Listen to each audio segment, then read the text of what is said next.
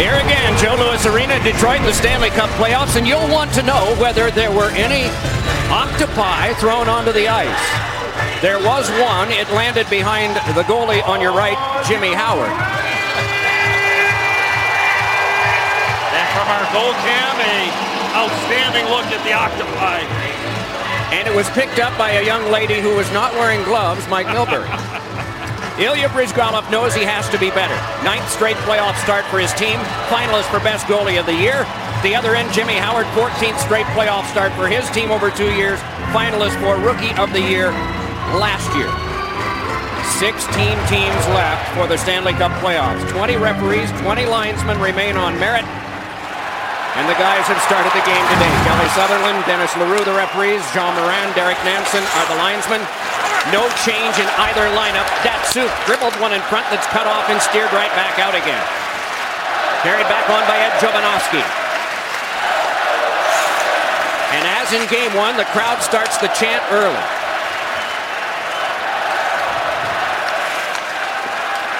They have, in recent years, been a little smug because of championships and expectations and have waited on the team to dictate how they react. They have not in these first 2 games, and icing is called. Let's go inside the glass with Darren Pang. Thanks very much, Doc. And one change in this game, Adrian Aucoin is going to play with Keith Yandle. Yandle did not have a very good game one. He wasn't feeling very well going into that game. It really showed. He wasn't the sharp guy that he was during the regular season. That turnover led to the Franzen goal. His outlet passes weren't tape to tape. He's a dynamic young defenseman. And obviously he started off a little sluggishly in game one. And I think that's where you need Penger. You need your goaltender to bail you out. And Keith Yandle, instead of going through the middle of the ice, if you're not feeling well or you're fighting it, it's got to go straight up the boards, off the glass and out. Don't force anything there. But Bryzgalov's got to make that stop and bail out. It's good defensively. There's no doubt about that. In the bench of the Phoenix Coyotes, when that went in, Edzo, it just slumped. Their posture was evident. Brad Stewart run into by Taylor Pyatt as he held that one in. It is Bertuzzi back to Nick Lidstrom. Then around to Dan Cleary. Shoved there by Yandle, peels off and fed one that's poked right in front and just ladled away, but the goal stick held by Bryzgalov. A shot by Cleary. Retrieved by Stewart. Normally it's Nick Lidstrom who plays the most time, but Stewart by 4 minutes played more than Lidstrom in the last game. Lidstrom out there with Stewart right now. Thrown in front by Eric Belanger and stopped by Jimmy Howard. Howard out of the University of Maine authored the victory in game one. Some strong stops, especially when it was 1-0 Phoenix early in the second. The best chance on that minute and a half, 5-on-3 for the Coyotes in game one came off the stick of Radim Verbata. Real good stop there by Jimmy Howard. And Mike Babcock said that Verbata was the most dangerous player on the ice for Phoenix. Racing in is Franzen, and he flipped one that came right back around to him again. There are few guys with playoff streaks in scoring like Franzen has. It's countered to the end of his regular season when he only had 2 goals in his last 27 regular season games. But in the last opening game's 10 series, he has gotten a game 1 point 9 times a goal. Nudge back out to center. Henrik Zetterberg is not playing in this game for Detroit. An unhealthy scratch. Mike Modano is a healthy scratch. Derek Morris is still injured and cannot play for Phoenix. Chris Draper burrows in. Squib loose from Andrew Ebbett. The 2 of them tussle. And Ebbett is able to start it ahead. Out of the University of Michigan. Fed back across to Kyle Turris and on now for Michael Bodker. And then Turris follows up with a shot. And that one was blocked away by Nicholas Kronwall. Kronwall, the Red Wings leader in blocked shots. Babcock thought that this line was very good for Phoenix, and they'll certainly pay attention. Turris had a number of good chances and scored his first playoff goal. Darren Helm pivots and throws one that ricocheted up high. Dave Tippett, the Phoenix coach, also was heartened by the play of his 4th line. Ruslan Saleh chopped it on. It's brought on back to the outside Lori Korpakowski, and that deflected up out of play. Well, opportunity for the Phoenix Coyotes. Watch the play here by Darren Helm. He's going to step up. There's a simple 3-on-3. But this puck is going to go, and look at Helm. He tries to go for the big hit, and now he collides in the neutral zone there with Chris Draper, and that allowed the quick little 3-on-2, and you wonder how plays developed so quickly. Helm tried to take a run at the Phoenix Coyotes. He missed, ended up taking out Draper, but the Coyotes not able to take advantage of that miscue by Helm. Paveldatsuk with one that went across the net mouth wide. Franzen boomed to the corner, and he is down. Oh, he's holding his face as he went into the boards. And he got cut, nicked up in game 1. And Pete Van Zandt, the trainer's got to come on the ice. He had to repair the facial cut of Franzen in that game. He's a big man going into the boards like that.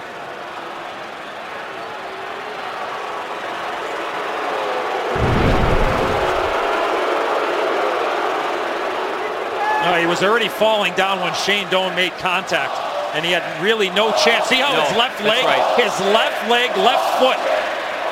You know, this is not the kind of hit that the Detroit fans are thinking it is. I mean, it's Doan coming back, and it's not a boarding play. He's hitting him, but you're right. Franzen was off balance, and he was in a vulnerable spot as he makes the turn. He toe-picked with his left skate. Yeah, that's exactly what it was. I think he was bracing for the contact, and all of a sudden his left skate got caught. Yeah. If his left skate isn't like that, Edzo, he would be balanced for that hit. But Shane Doan, he had a number of really big hits in game number 1, especially in the first period. He had 3 big hits on Detroit.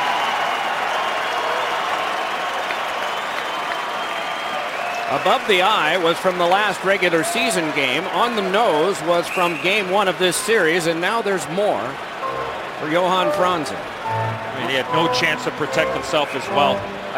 Once he lost that balance and the contact came from Shane Doan, that man right there. Little conversation between Shane Doan and Chris Draper here between the benches, guys, and Doan said to Draper, "I hit him and he fell." He's trying to plead his case, and of course Detroit's backing up their player. Yeah, well, more than anything else, and everybody will get a look at that as he was falling before the contact happened. And to Panger's point is he would be able to brace himself if he would have been on both skates. Drew Miller played it back in. 3:40 gone in the first. Looking for the first concerted offensive thrust for either of these teams. One shot apiece.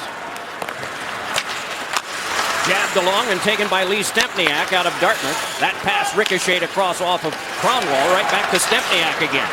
This is the unit that disappointed the Phoenix coaching staff in game 1.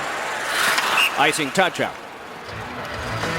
Well, when Franzen was coming off the ice, skates right between the benches, obviously here, guys, and it's yet another cut on his face. And so I'm sure that the training staff will go in there, stitch him up. Looked to me, Edzo, like he was good for a number of stitches.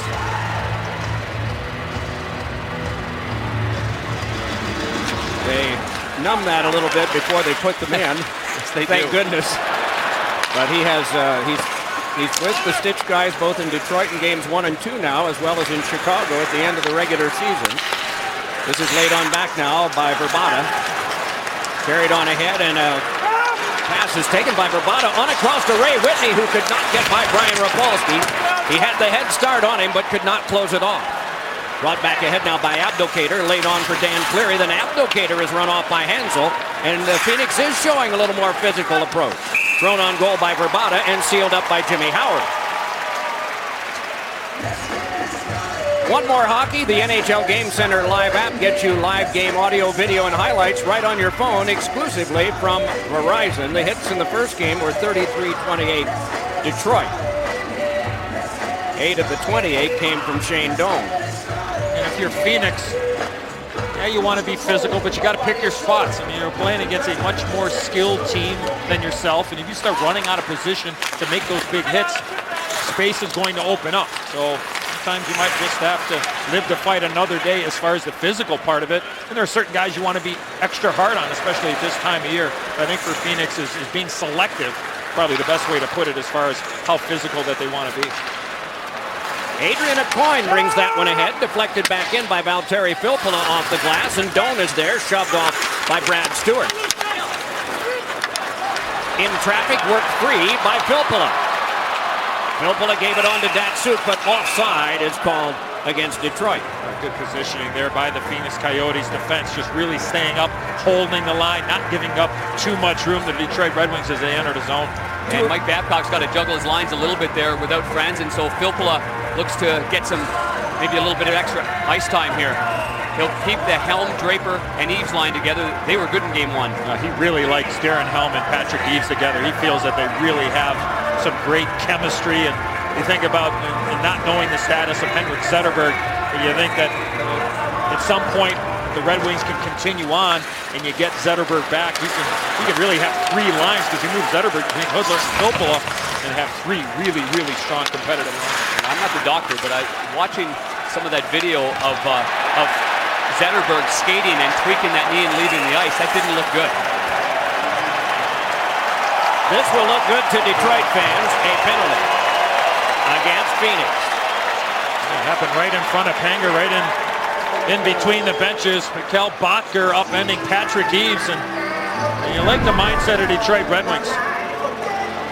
Puck wasn't there. No. And you know, Botker's trying to lean on him, and Eves loses balance, but Botker's got to stay away from that confrontation right there. Detroit moving that puck up really quick, not holding on to it, just moving it right up to the forwards and creating a power play off of it.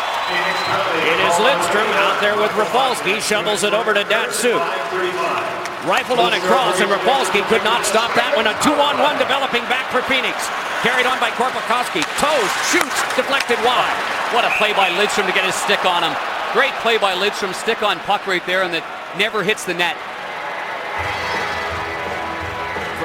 Vernon Fiddler did not want to, but he dislodged the net. Well, Datsuk comes back and gives him a nudge from behind right there. Cross check from behind, causing him to go into the net. Datsuk got away with one there. See if the leniency continues. We're averaging in these first dozen games of the playoffs 8 power plays per game. The regular season, it was 7, so not that great a difference. What we have seen in prior years is that the number is high in the first round, and then it tapers off. The officials will say the players learn what the deal is. Okay. Thrown across by Rafalski, played on the bounce, and gathered in further now by Thomas Holmstrom. Gliding near the front is Bertuzzi. Holmstrom had it knocked off his stick, and it's lifted back down by Ed Jovanovski. Nearing the halfway point of this power play, Rafalski and Lidstrom remain out for now. Brought back ahead by Cleary, dropped on back to Filppula. With some speed, able to get by Shane Doan. Filppula twirls to the outside, got his own pass. Looks pretty good. It's sent back onto Hudler. Flown around behind where Filppula was knocked down. Puck cycled by Belanger, and it's cleared back down the ice by Klesla. Nice play there by Belanger, knowing where the outlet was, where the support was, got that puck to Klesla and was able to shoot it down 200 feet. 7 minutes have been played in the first period. 35 seconds to go power play. The shots are 2-1 in favor of Phoenix. Fans wanted another penalty. Laid onto the back now to Rafalski. Rafalski shoves over to Filppula. Deals one in. Hudler around behind. They creep toward the net. Hudler peels off. Just getting back to his feet is Cleary. Hudler dealt it off. Poked onto the back, and Rafalski will regather there and hand on past Kronwall across to Hudler. 10 to go power play. Everybody yelling shoot.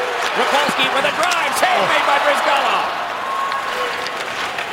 Sent to the back. Kronwall dips. Backhander deflected off one of the many bodies in front. It hopped off the glass, and Hudler plays it there. Penalty time is up. Skipped one along. That is kept alive by Kronwall. Bounced along to Hudler. Has Cleary. Got it to him. Cleary to the outside. To Kronwall. Off the glove of Brizgalov. And worked around to the outside by the Coyotes. Brought on back. Dumped in, and an obedient change of lines. What a great keep in though by Kronwall. He was going to bail off the line on the right side of the ice, and then he stayed in knowing that he could get to the puck, and then he gets a great scoring chance because of it. Draper could not make a play there, but is back in the forechecking role as Keith Yandel brings it ahead and leads it on for Ray Whitney. For 1 year, a Red Wing, he tossed that one off Jimmy Howard and continues to work. It's Bravada flipping for him, but it careened to Patrick Eves, nudged on to Helm. drifted it right back in and darted right in after it. Native of Winnipeg, Manitoba, saw it go up the half boards there. Chris Draper battles for it, so also does Helm. It's Draper lifting, Eaves taking, on him is Hansel. Taken along by Eaves and swung to the front, but it ricocheted behind quickly. Eaves again to the outside, has a man breaking, and it is lost in front by Kronwall. The Red Wings have to drop back defensively, and it's changing a lot of possession before the Red Wings take over. Well, the message is really clear. I just sorry about that on the bench here saying shoot the puck. They're giving up a lot of opportunities to fire it on Brizgalov. And that last play for Nicholas Kronwall jumping into the play. Ray Whitney lost him for a split second, but never gave up on the play and really forced Kronwall to alter his shot towards the net. Good play there by Whitney. Soleil got it to Bertuzzi, but they ruled it offside. 10:45 to go. First period of play. Kronwall with the try. 0-0.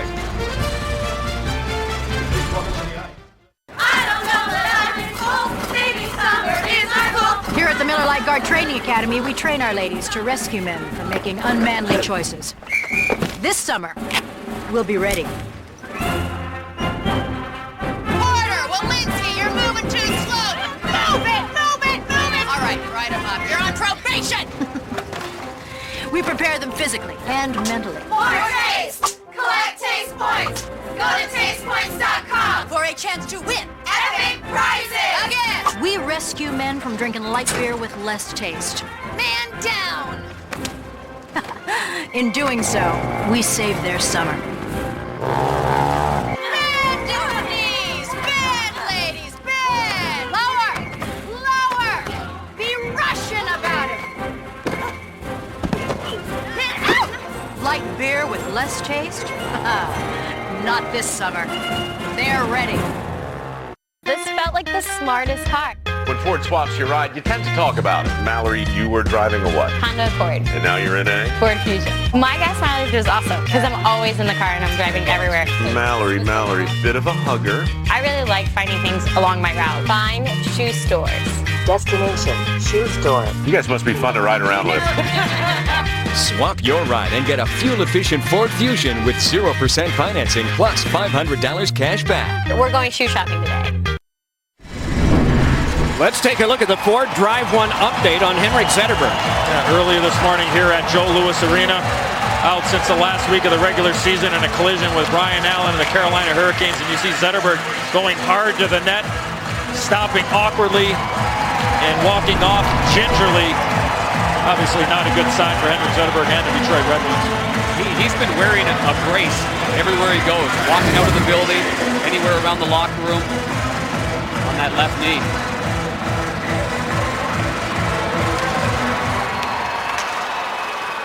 Just doing a countdown there at the bench hastily, Darren. Not only are we without Franzen, do I miss someone else? Maybe you can count for me. I think we might be too short. This is popped up high in the air, and it rolled off his shoulder, around in front, and a great stop by Jimmy Howard.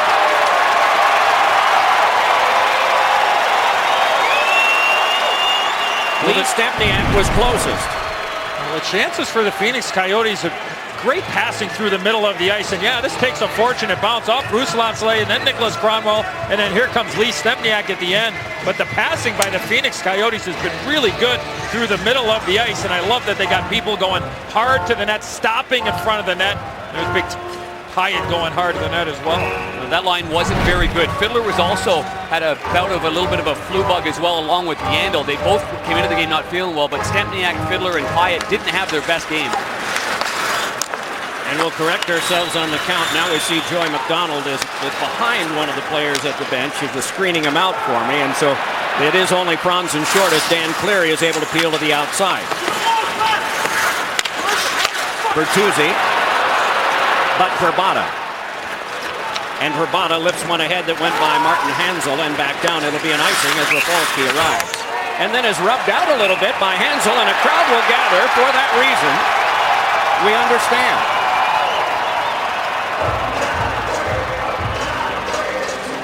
Remember in game 1-2, Bertuzzi and Rusty Klessel that came over from Columbus in the deal for Scotty Upshaw.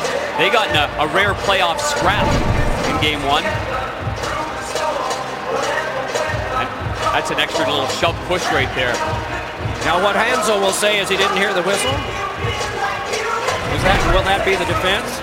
That's what he'll tell the referee for sure. And he doesn't want to be perceived as a vanilla player, right? You talk about Todd Bertuzzi, Panger, for Detroit during the regular season. Looks like they're going to give Hansel a penalty here. I think they are. I think we're giving the roughing call because of the icing contact on an icing call. We're not allowed to make contact. And Rafalski was clearly ahead of the play, touching the puck, whistle went, and then the extra shove afterwards. Part of that ongoing battle between no-touch icing and what we obviously have had for 100 years in the NHL. There's Dave Tippett. A conversation with referee Kelly Sutherland. Wolfie Samuelson, assistant coach in the background.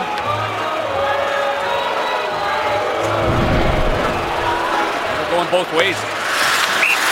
Cleary's going off as well. Yeah, I think that's the right call, or don't make any call at all. But the one thing, Panger, it's been pretty evident, and kind of got the feel the last couple weeks of the regular season, is that on a lot of these icing calls, they're allowing these guys to make a little bit of contact, trying to get that puck in. I think at some point. Well, now it's got the attention of both coaches. I think it's the right call.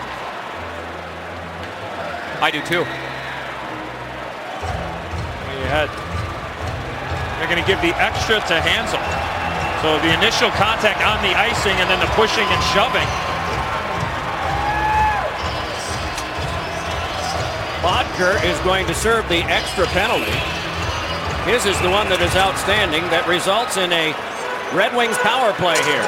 Unsportsmanlike conduct to Hansel and a rough, and a Cleary are one of the three Red Wings coming in to Rafalski's defense. Babcock wanted a conversation with veteran Kelly Sutherland.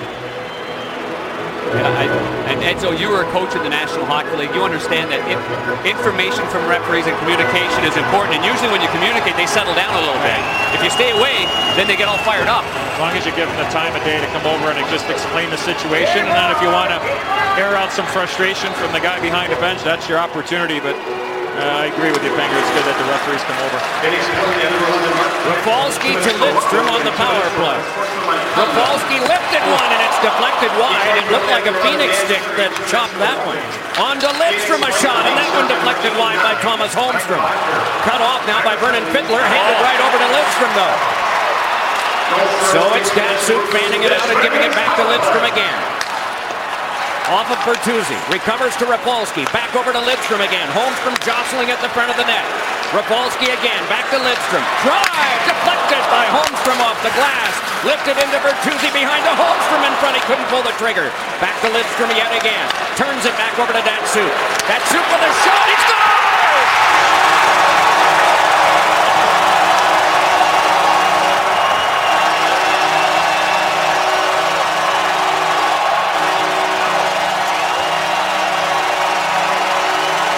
Well, great puck support by the Detroit Red Wings. A turnover in behind the net by Adrian Aucoin. Watch Pavel Datsuk. Little give and go with Nick Lidstrom. He circles himself all the way out. Adrian Aucoin going for the block and a little curl and drag to change the angle on Ilya Bryzgalov. Well, this all started, though, with Vernon Fiddler having complete control of the puck.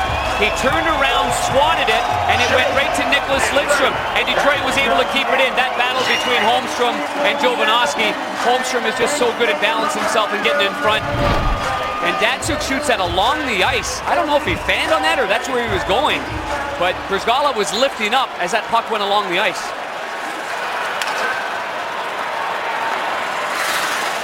Bryzgalov cleared that one along, and Ray Whitney steers it ahead to Shane Doan. Was a penalty of some controversy the other night that resulted in Detroit's power play goal. And it has been one here this afternoon. A shot deflected in front, gathered in there, and rolled behind by Doan. Up the boards to Klesla, and Klesla for Phoenix pushed it past Belanger. Detroit power play goal is second in the playoff score, number 13. Scaled back out, and Doan settles it down. Let's see if there's a pushback here. First of all, there's a 90-footer by Whitney on goal. And Whitney was about ready to go with Chris Draper. But they have come to the benches. Lifted along and Hudler tapped it back. Filppula able to peel back in with it. Filppula swung one in front that ricocheted to the corner. Roosevelt battled for that, but it came on back to Detroit possession, and Soleil. One-time shot ricocheted wide. Guy came from Filppula. Up with this is Jovanovski. Reverses now to try and shake off the forecheck. Dangerously out. He's able to dive and poke it out to the safety of center. Led across and Cronwall deflected it back. Spun right back in yet again by Drew Miller. Kerr's had a chance. Once you've got the red line like that, you've got a chance to get it in deep. Those turnovers in the neutral zone come playoff time are so highly magnified. And you can't change. You can't. The guys are a little bit tired. You can't get the defensemen off the ice because they're the last line of defense before the goaltender. Puck's got to make sure that they get in deep, like the Panger said. Drew Miller did the smear job on Roosevelt just now. Both of them come to the benches. You're hearing a lot over there as teams change, aren't you, Darren? Yeah, a lot of communication. A lot more than in game one here. It's a lot more back and forth, familiarity once again, and trying to set the tone, going to the benches. There is contempt here. It's allowed. NHL Stanley Cup playoffs presented by Geico.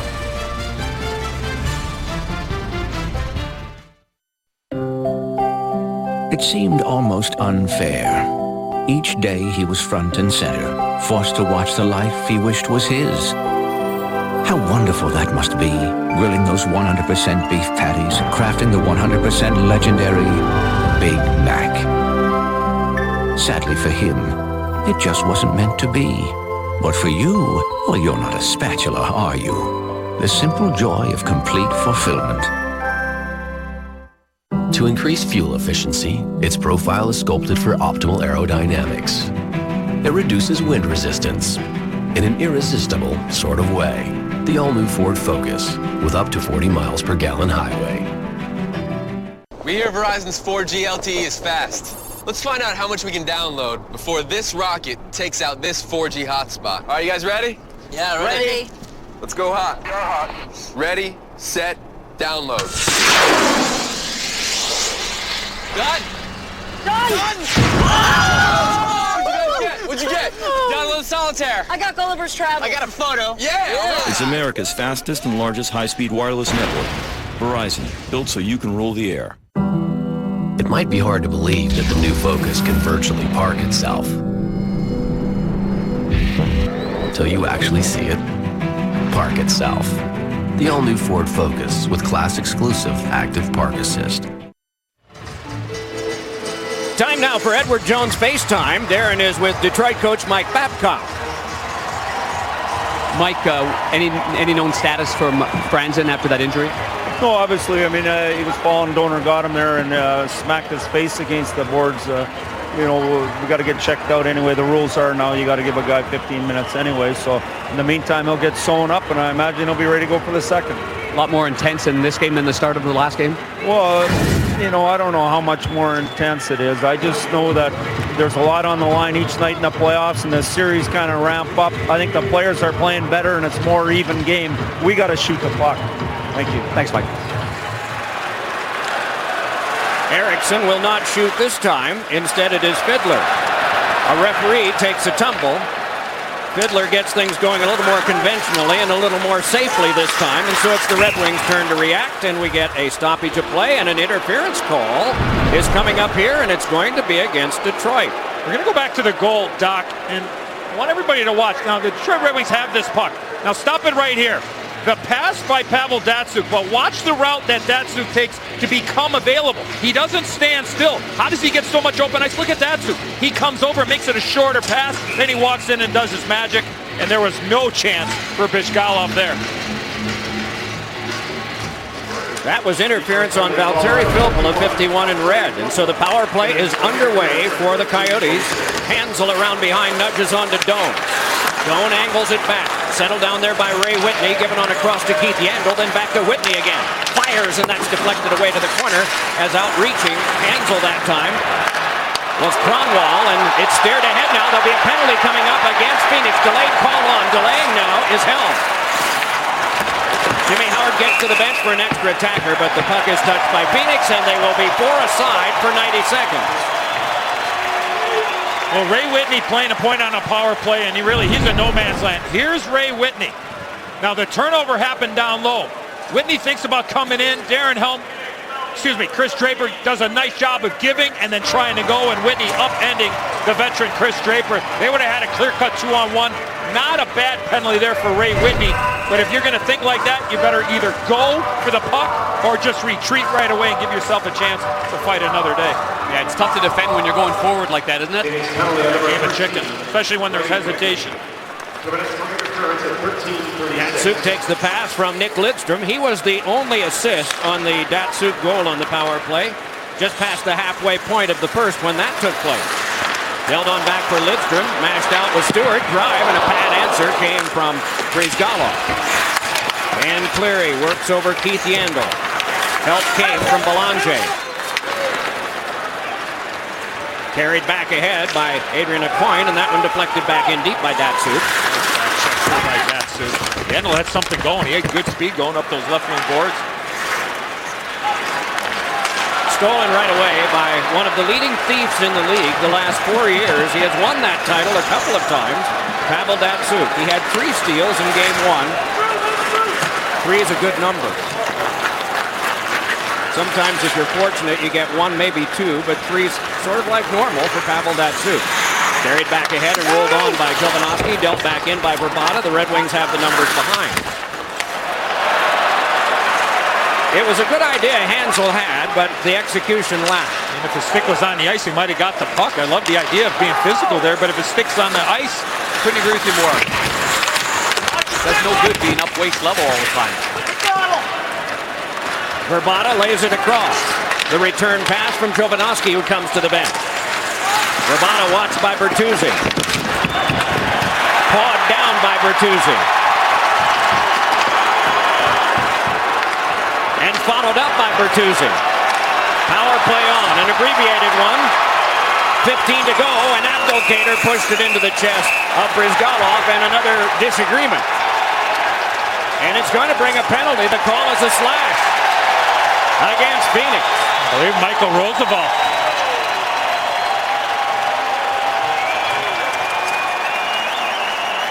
Abdelkader just fires it, from the sharp angle, trying to get a rebound maybe on the short side or getting Brizgalov to cheat off the post. Well, there's Michael Roosevelt. The shot by Abdelkader, little bit of a bump, and then the chop by Michael Roosevelt. It's pretty obvious.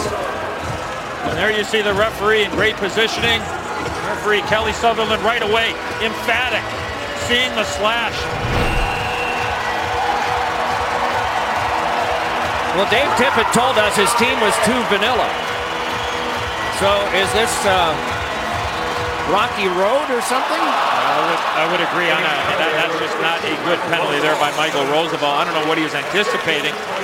But give Todd Bertuzzi an assist, too, on drawing that penalty because he did a great job down low of winning a couple of battles.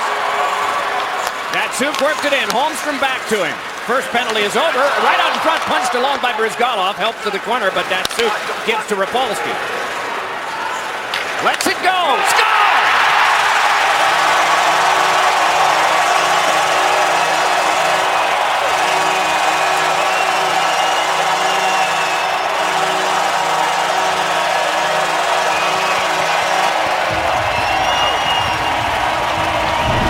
Well, winning puck battles.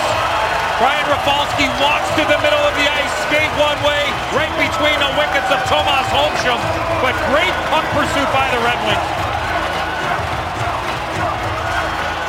Brizgalov is so concerned with Holmstrom in front of the net, his stick's not on the ice at all. He's looking up.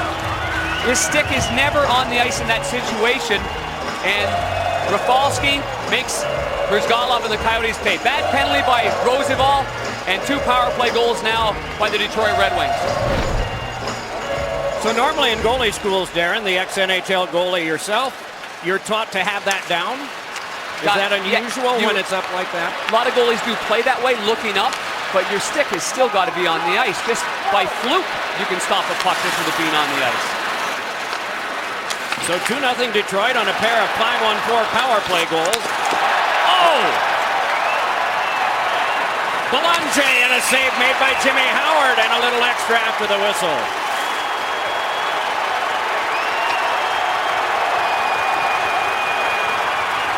Bertuzzi trying to grab Shane Doan right there in that scrum. More to follow, we would assume. 2-0 Detroit.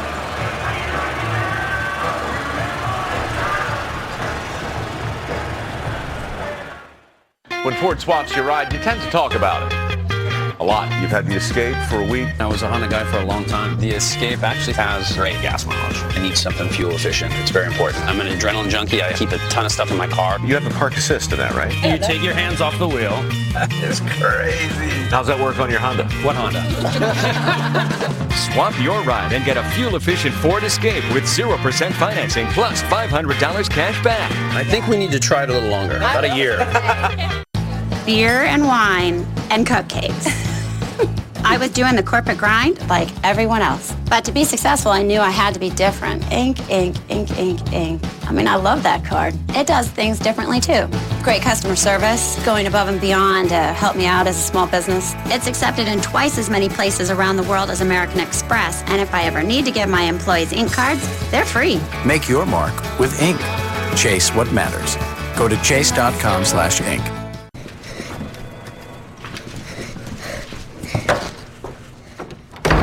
He's in here.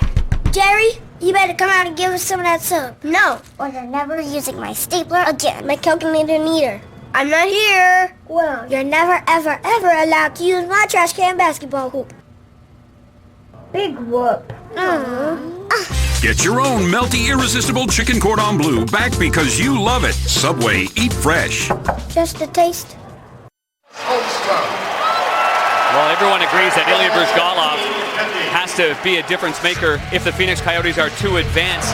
And so far here, it's a battle through traffic. Again, upright and not covering anything down low. These are moments where you have to have that battle in front of you. Again, Holmstrom's in front of the net. I get that. He's one of the very best. But you know that a shot from there is going to come down low. You've got to be able to get your legs spread, get down quickly in a butterfly, and battle harder through that traffic. You can't look up with smart shooters like Rafalski and Datsuk. They read that immediately. Rafalski with a power play goal in both of the first two games. This one is tapped back out. Datsuk and Holmstrom the assist with 4:10 to go in the first period when they made it 2-0. So, Panger, what you're saying is he probably needs more knee bend there, so he's allowed to kind of crouch a little bit, and that'll allow his stick to get onto the ice completely. And like you said, by accident, almost like the Hansel play right on the forecheck, it might hit your stick, not if it's up in the air. Side of the net is stopped by Bryzgalov on Abdelkader. The Red Wings are warm to the task now, getting hotter. Soleil with one that is gloved down. This is a surge by Detroit. I don't know how you solve a surge, but Phoenix will try to do that by changing lines. Well, maybe off that last stop by Ilya Bryzgalov. That was sensational. That was wicked on Abdelkader here with his left pad. Little redirect. All he had to do was just shovel it towards the net. What a left pad stop. Down to the ice, Patrick Eaves has to retrieve a glove and a stick. Helm battling as well. Kyle Turris trying to knife it away, and he's able to walk ahead with it. Good job done by the youngster. Laid on back for Tivanovsky, who faked the drive and drew everyone offside.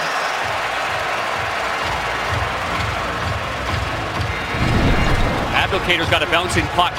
Number 8 in red right there. Oh, it goes off his stick, maybe his foot as well, but Bryzgalov got over there quickly, down low.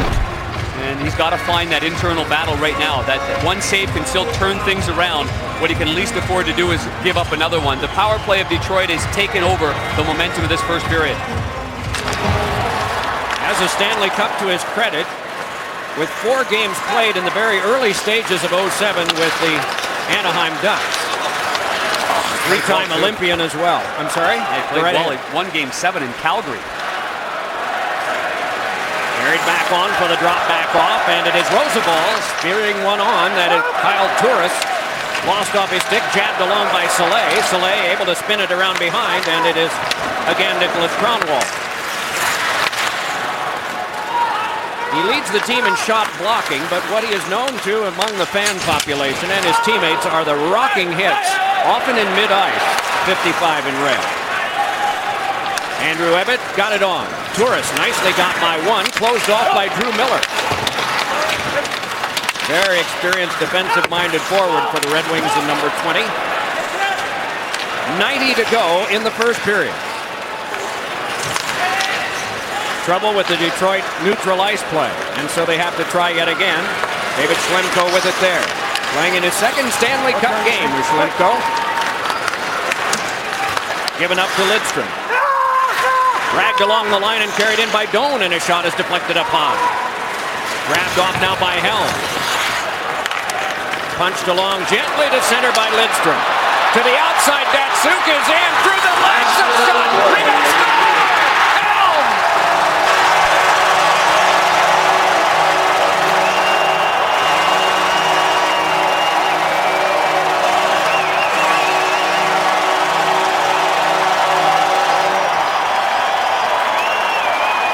What a play by Pavel Datsuk. Watch the play that he makes right at the red line. He chips this puck past Keith Yandel.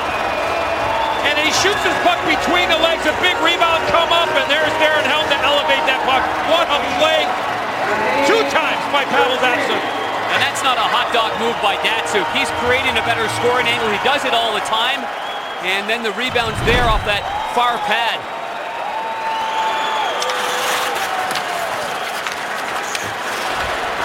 They're like sharks right now. On out to center, Rafalski. Drubbed back in. And a goal late in any period, early in any period. Detroit goal this first of the playoffs. What a play. Number 23, Darren Helm. Assisted by Punched back along and cleared. Looks it further. Both Abdelkader and Rafalski hustled after it. It's knifed away from Taylor Pyatt and sent back out. The remarkable thing is that he thinks to do it and then can accomplish it. More times than not, you only see players trying that in practice. Try that, pull my groin and fall over. We get an icing call with 4.5 seconds to go, and it will come back near Brizgalov. Well, the anticipation of Pavel Datsuk coming in. Oh, and what he's anticipating there, I think, coming in, and he's got this puck on his backhand.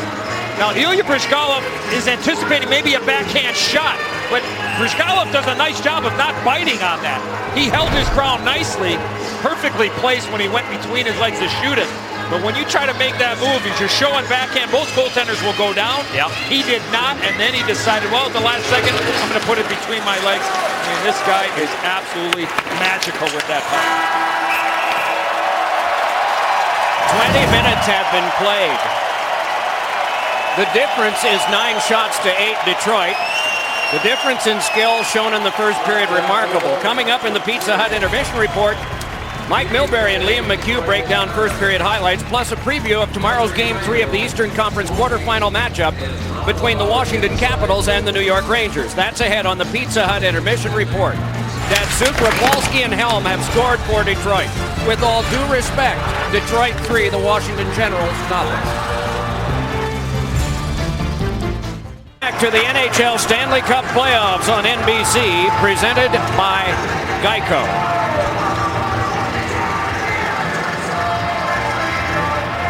Johan Franzen injured in the first period on this. Already off balance. Shane Doan looking to come over and separate Franzen from the puck. No chance for Franzen to protect himself. Needed help off from Pavel Datsuk and Nicholas Lidstrom. Still no word on the status of the man known as the Mule here in Detroit.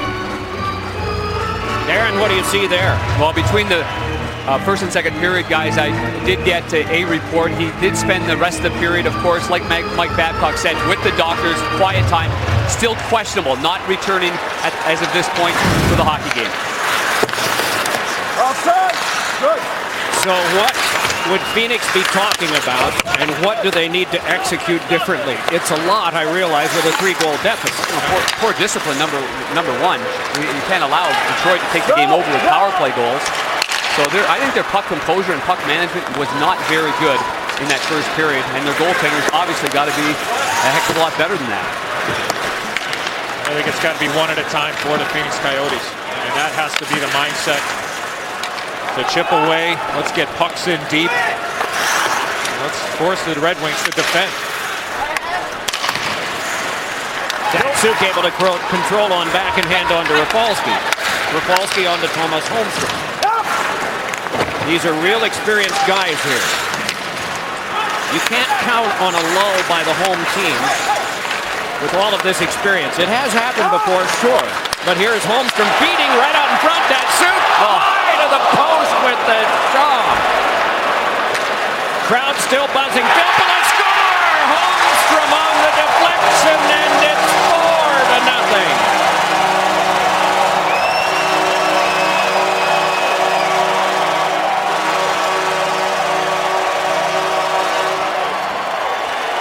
Well, Holmstrom with a great redirect, but watch the play here by Keith Yandle. The man right behind him is the eventual goal scorer. He gets inside position, and he just goes to lift up his stick. He gets his legs spread out. You got to do a better job of battling, because when Holmstrom goes to the front of the net, no chance there for Ilya Bryzgalov. Yeah, no question that Ulf Samuelsson, who runs the D for the Phoenix Coyotes, he'll have that conversation. He absolutely let him slip away from him, and that's the reason for the goal. How about the hands of Holmstrom there? Skating one way, the puck is going behind him. Bryzgalov not only getting screened, but then he has to worry about the stick of the guy that just went by. But if you're Keith Yandle there, either you got to get a body and box out and not allow him get to the front of the net, or if you're going to get a stick on him, you better really get a stick on him and not let him redirect it. You know, as everyone knows, the Detroit Red Wings shoot for targets. They shoot for sticks. So you're right, your stick's got to be on the ice. And all that is a little bit of a stick on puck, or actually lifting the stick, and that plays a dead play. Eddie, at this point, as a former coach, do you even think about changing goalies just for a change in momentum? I think you might have to. They will travel later today to get to Phoenix for Game 3 that will be coming up on Monday. So it will benefit both teams to get back home and to have crossed the 3 time zones yet today, and then have the entire day off tomorrow. Goal and 3 assists here this afternoon for Pavel Datsyuk. Brilliant. Sean Burke is the goaltending coach for the Phoenix Coyotes. I know in the past, they've let Bryzgalov stay in the net to battle, to find that battle from within. See if that doesn't happen again. For more Inside the Glass, Mr. Pang. Well, let's talk a little bit about Pavel Datsyuk and what he means not only to the Red Wings, but to Russian hockey. When you look at Datsyuk in Game 1, coming on the short side again, through his legs, caused a lot of trouble right there. And people might say, boy, that's a real hot dog move. Well, that's not Pavel Datsyuk, because everybody knows he's not a hot dog. He works at it every day. He's got that kind of skill level. Edzo, I think you explained it perfectly. He's very good on his backhand, so he had that choice. If Bryzgalov goes down, he's got him short side backhand. But he didn't, so he changed up the angle, and it caused enough of a rebound that resulted in Helm's goal. And there was a purpose with that play by Pavel Datsyuk. And that's probably the best way to talk about it, is that, you know what, the angle wasn't there that he liked, that was advantageous to him, so he changed the angle, going from backhand to between the legs and then shooting for an area that made it difficult for the goaltender to make a stop. It is magical. A save made by Bryzgalov that likely was the 5th goal, except for a great athletic example there from the goaltender battling back. And it popped up on top of the net before Shane Doan can start it back the other way for Phoenix. Doan able to walk it ahead. Captain of this team holds up through traffic. Swung one that was knifed down by the defensive Stewart. He gives it on back to Jovanovski, and a shot is cut off in front as there were 2 Red Wings there. It is Datsyuk again, putting on the brakes in front. Oh, and a good save made there, or it would have been a Filppula goal and more highlight reel material. Oh my goodness, right out in front, and Holmstrom, I don't know what's wrong with him, how he couldn't score from that. Well, here he is again, wide with the shot. His performance is mesmerizing by Datsyuk. I'm wondering if Dave Tippett, if he gets a break, to call timeout to settle things down here. This is quickly slipping away. Holmstrom sets up Datsyuk, it ricocheted on back, shoveled over to Filppula, turned aside by Bryzgalov. Another try, Bryzgalov covers and play is stopped.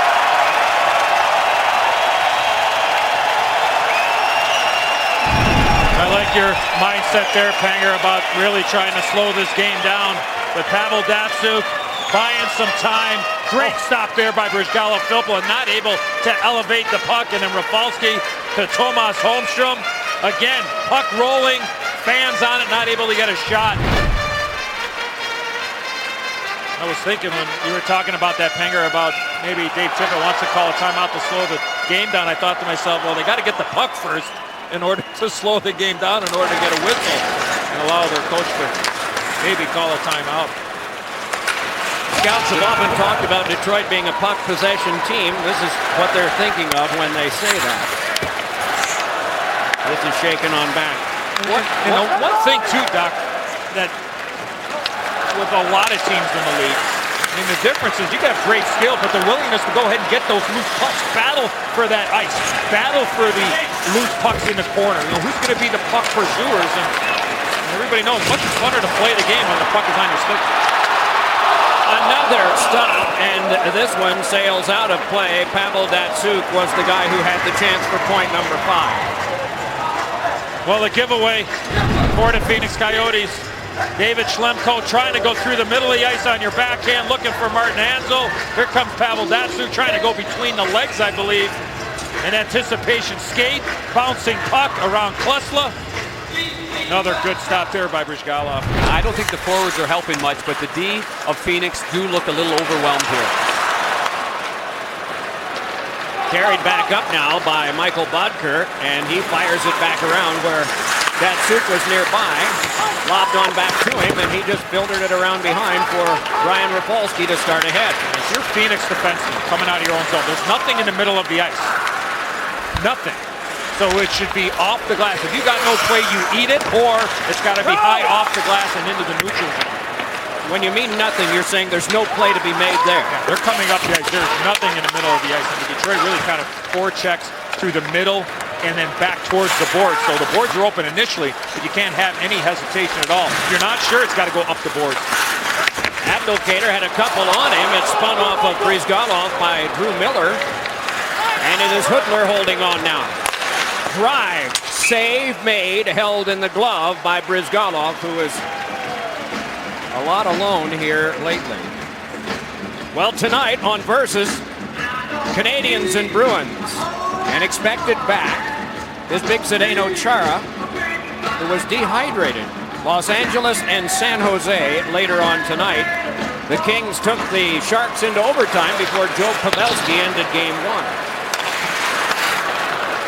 Knifed across now for the reach by Cleary that failed, but right there was Brad Stewart to dump it off the back of the cage, and Jovanovski to get that. You may have noticed his football helmet mask that he is wearing, and that is fresh from a broken orbital bone from being hit by a shot. Ray Whitney jabbed one along further. Centering pass by Doan, pinballed off a couple of Red Wings and is spirited out by just about all of them. Carried on now by Cleary and flung over the over the catching glove of Brizgalov. Starting after this is Dan Cleary. Well, you talked about the willingness to go after pucks. There's going to be a penalty coming up here because Phoenix was willing. Yeah. That was Dan Cleary that got the elbow up along those left wing boards. So an opportunity for the Coyotes, down by 4.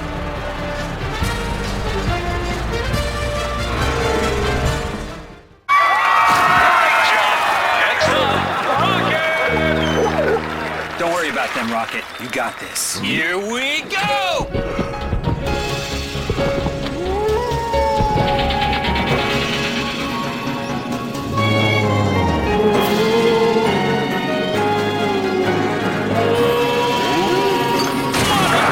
It's the sure sign of a good time. It's just right taste of Bud Light. Here we go. You gotta admit, it was a heck of a catch.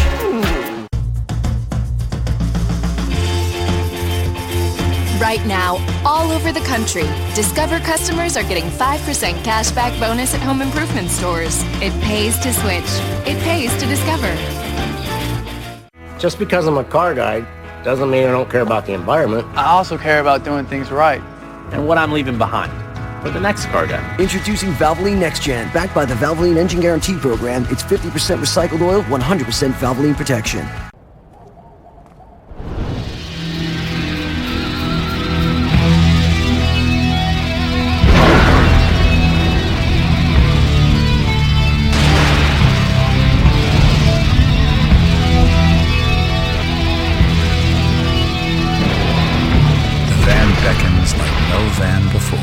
Technology-packed all-new Honda Odyssey.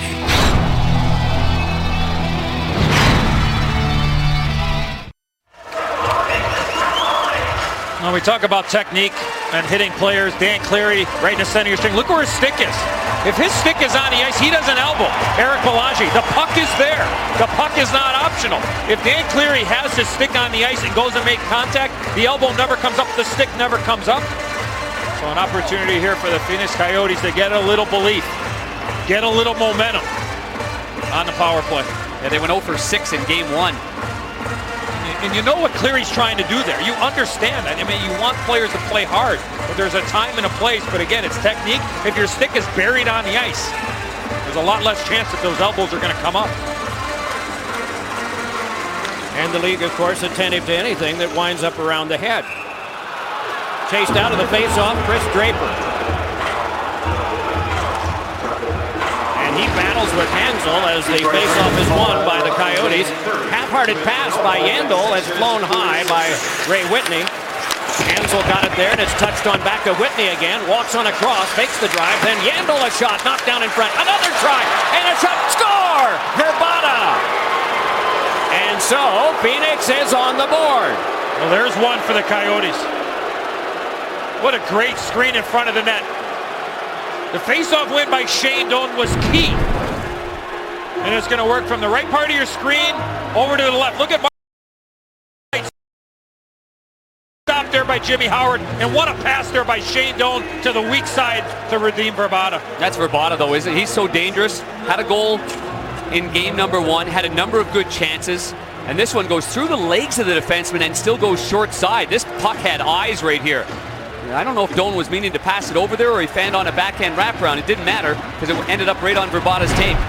I think in that situation, Panger, Shane Doan has an idea of the area that Redeem Verbata is going to be in, especially when they run that rotation from Whitney to Yandel, the shot, and you know that Verbata is over on that weak side, the opposite side that the shot came from.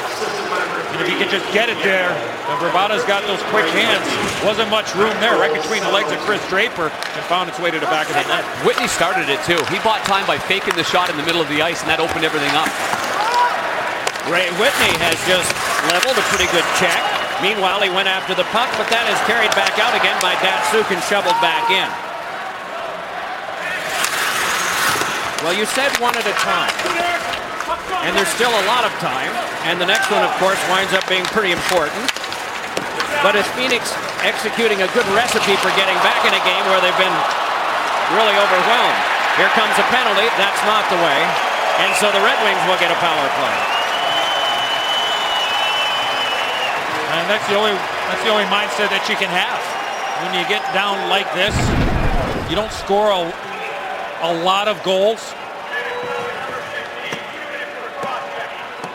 I think that was the penalty. It wasn't there when Holmstrom went to the ice. It was there, and another bad penalty by the Phoenix Coyotes here this afternoon. I mean, that's the way to take the momentum right out. And Rusty Klesla, former Columbus Blue Jack defenseman, is in the box.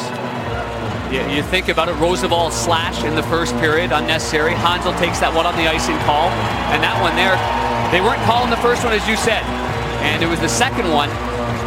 We know that Holmstrom is obviously a handful. Holmstrom's playing good hockey, not just in front of the net. He's making good, smart plays, and he created that opportunity for himself.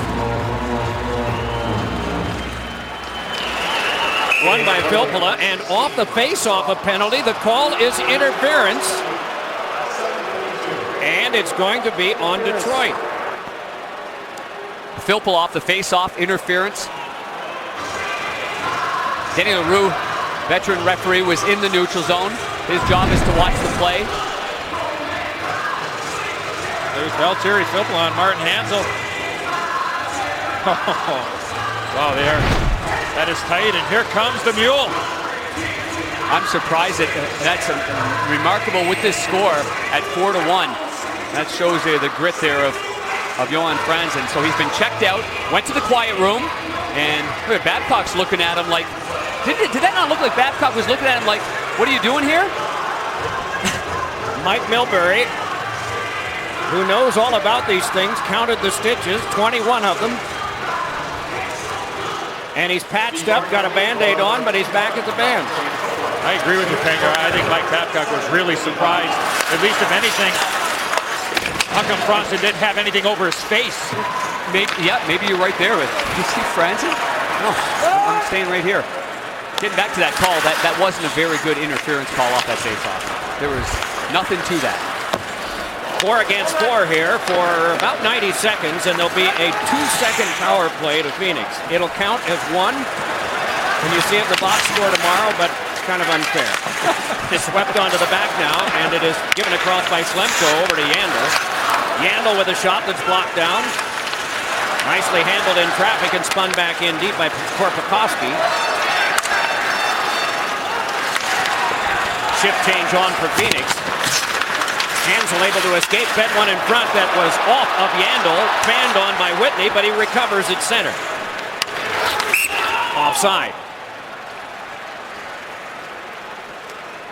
Well, as all those penalties were going on, Johan Franzen makes his way back to the bench. He sits down there, and he's asking any protection coming for Johan Franzen, who's putting his hand up around his face about his shield or maybe a mask. And Johan Franzen, you see the reaction? Paul Boyer, the trainer, he's like, he doesn't want one. He doesn't want one. What am I going to tell him? You have to wear one? The mule doesn't want a visor. They break skin and bones and teeth and never show more dramatically who they are than now in the playoffs. Shot is booted back out again and laid on down by Darren Helm. This is even strength, so icing might have been called, but it was Patrick Eaves who got there well ahead. Good job there. I think Jovanovski took him a while to turn, and Eaves was able to negate the icing. Nick Lidstrom across now, and it's Kronwall, a shot that is held by Brizgalov, and more sparring at the front of the net. Well, here he comes. And some of them stand. And more of them.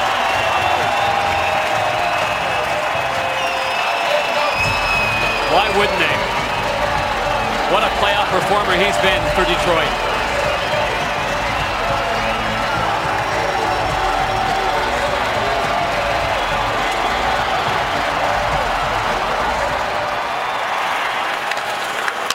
Well, here is Yandel starting ahead.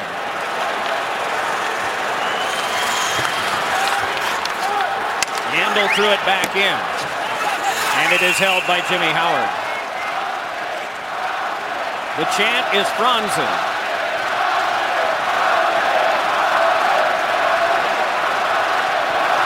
The last game of the regular season, Detroit Red Wings went into Chicago and beat the Blackhawks. But earlier in this game, he got hit as he was losing his balance by Shane Doan. Obviously some medical attention, but in that last game, he took a high stick from Duncan Keith and cut him for a few. Looked like his face was starting to repair itself over the course of the last 6 or 7 days, and now he gets another tattoo. We're just so glad we have a nice picture of him to show you at the start of all that. That was probably a September photograph. But along with this now, and a backhander, and a nice play made there by Stempniak, answered by Jimmy Howard, who has not been terribly busy. The shots are 17-14 Detroit. Klemko tried to play further. Ricocheted off Turris and is set up by Jimmy Howard.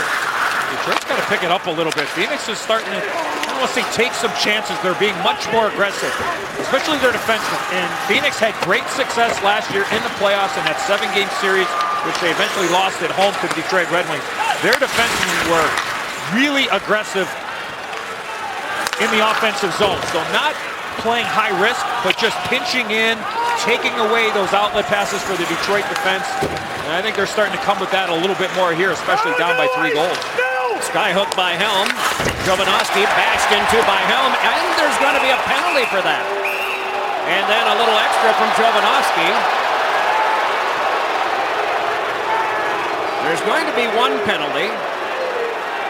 We'll check to see whether there's another, and now they're checking on Jovanovski to see whether he's hurt. Midway, second period, snarly game, 4-1.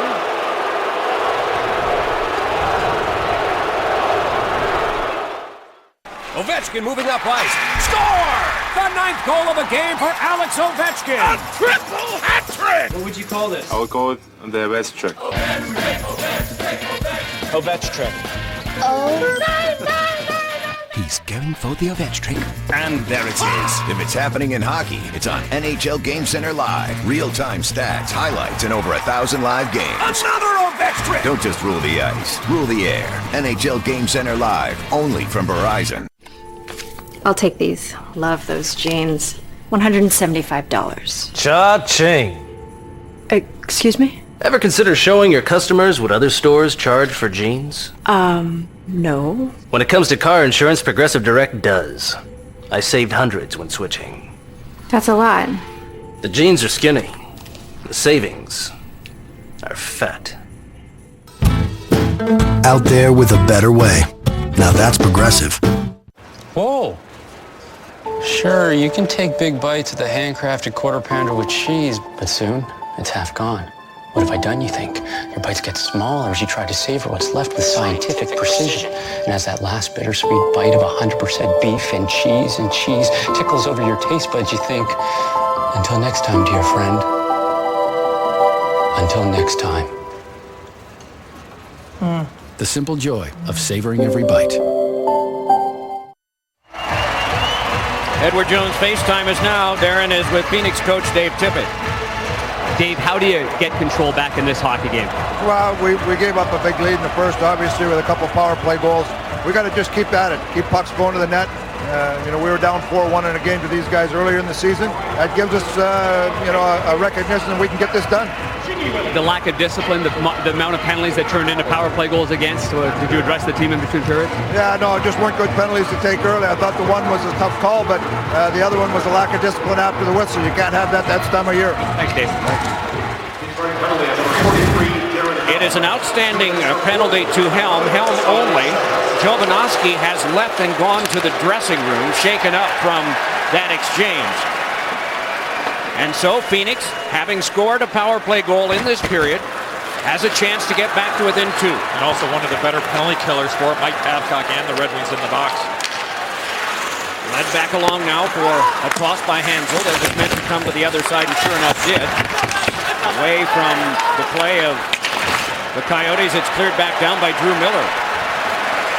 Pretty good follow through on Miller by Shane Doan, who again is going to be one of the hit leaders through 2 games in this series. He had 8 in the first contest. Shaken back in by Pyatt. Rushed on the play was Abdelkader. Jammed on by Whitney, who goes down to the ice. 3 aside, continue the battle. Yandel able to keep with the glove. Dealt it across. Oh, and almost an escape for Abdelkader that time. Good work by Shane Doan to keep it alive. And then Doan dragged it around behind, fed it to the outside. Whitney holds it there. Has got Verbata. Pulled outside the box. Right in front. Pyatt. 2 tries and he can't get it by Howard.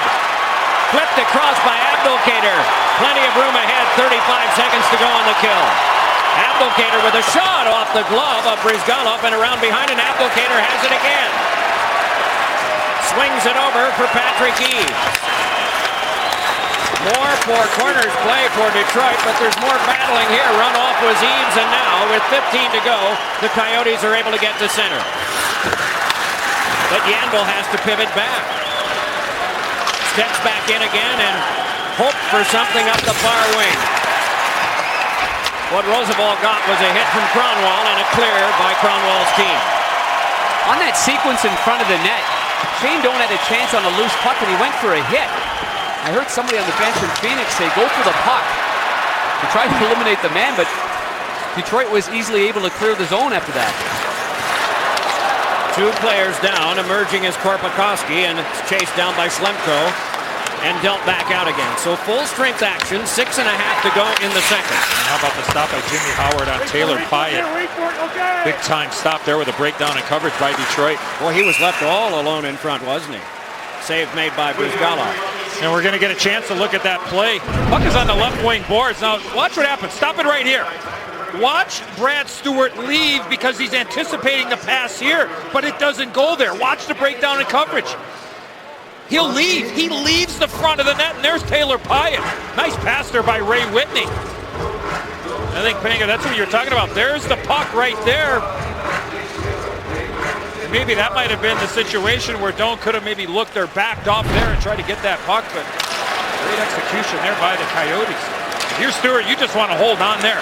The guys that pop out like that, for the most part, will become the wingers, the high wingers for the Red Wings to be able to take those players there. Todd Bertuzzi. Like he dragged the stick of Vernon Fiddler with him. Play continues, though. Bodker brought it ahead, dropped it back for a shot that's fought off by Howard, but no matter. It's all from an offside. 5:55 to go in the second. Red Wings by 3.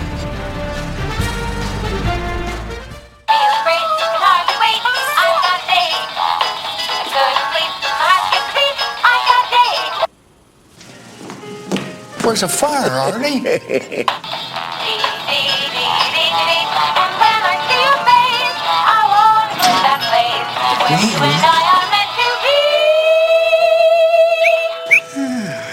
Hello. Glasses in about an hour. Lens Crafters.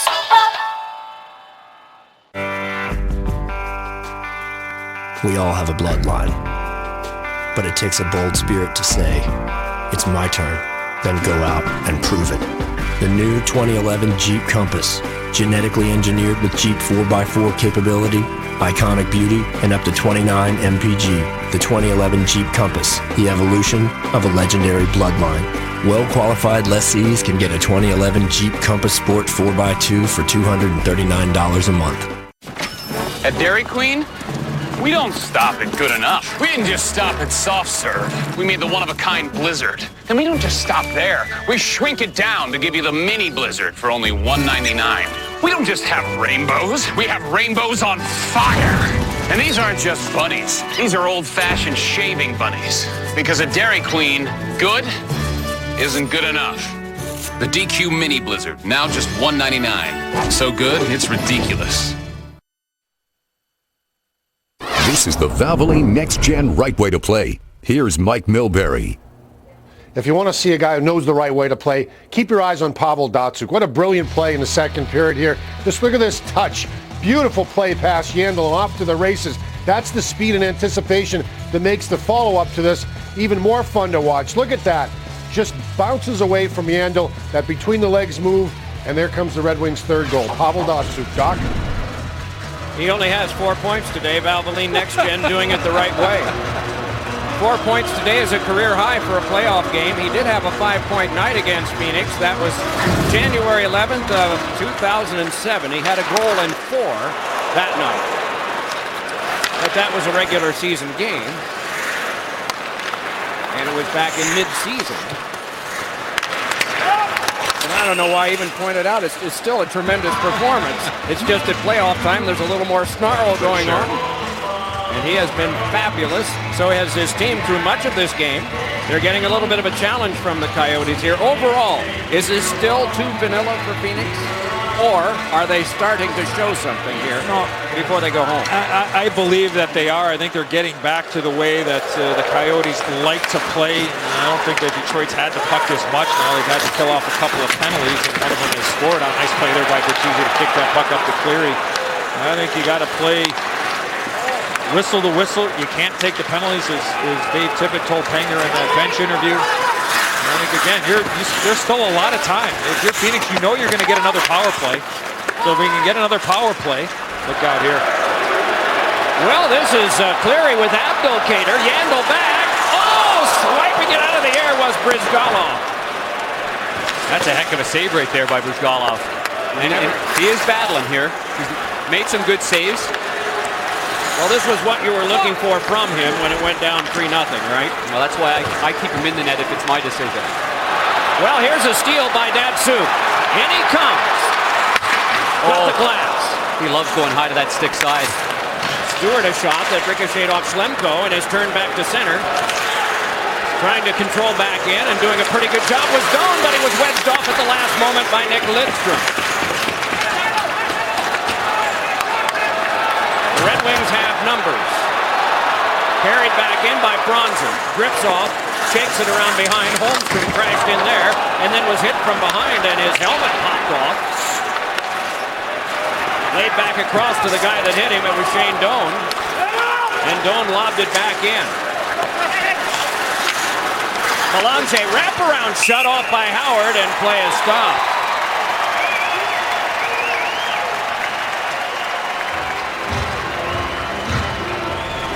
Well, in this hockey game, you're going to expect physicalities here. And obviously, in Game 1, Shane Doan really led the charge with a lot of physical stuff. But you still have to maintain that whistle-to-whistle mentality as well. And that has led to a number of minor penalties given to the Phoenix Coyotes that have led to power play goals by the Detroit Red Wings.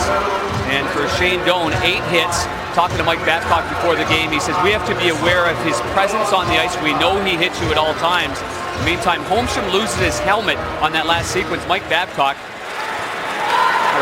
pretty animated conversation with the referee on the way by. Still no Jovanovski on the bench after taking that hit from Darren Helm. Soleil blasted it back in. Just 20 games with that fractured orbital bone. As Doc said, that's why he's wearing the cage. This is directed back ahead. And shot by Turris and saved by Howard. Maybe we can get a rough idea from seeing this what happened.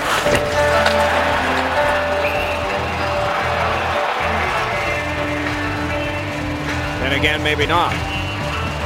No, you know, at the end of the period, I'll slide over there towards Phoenix's side and see if we can't get an update on Ed Jovanovski. I thought it maybe that his head had hit the glass on impact, and then not convinced that that was the case. Now he has to be in the quiet room too, does he not? Yes, unless it's another injury. See what we have developing here, so we're not expecting him back right away. At 15 minutes that Mike Babcock had mentioned in the case of Franzen. We just got a surprise as to how bad it was, but I guess by hockey player standards, they're used to stitches, 21 of them. And the fact that he did not want any kind of protective covering other than the one mandated, the helmet. Heaves a shot, and that went wide.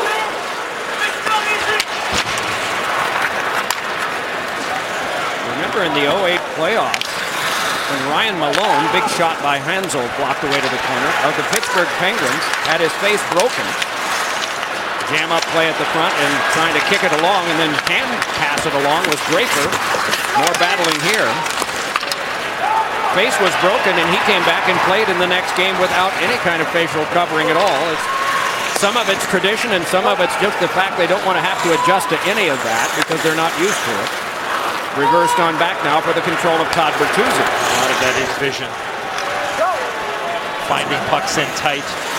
And knowing that you've been banged up, if you put something on your face in that one instant that you make a mistake because of that, and maybe you're not as sharp to begin with, then there's more trouble. And here is Soleil. Kronwall couldn't stop that. It's tapped on back and held back was Cleary.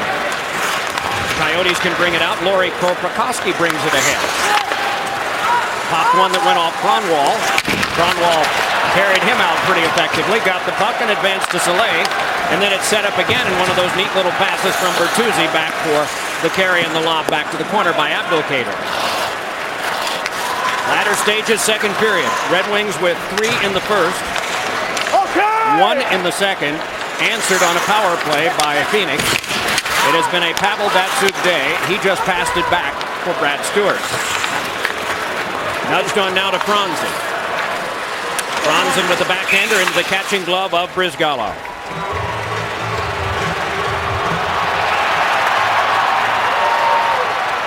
Franzen just gave Shane Doan a little pop there, right to the chin.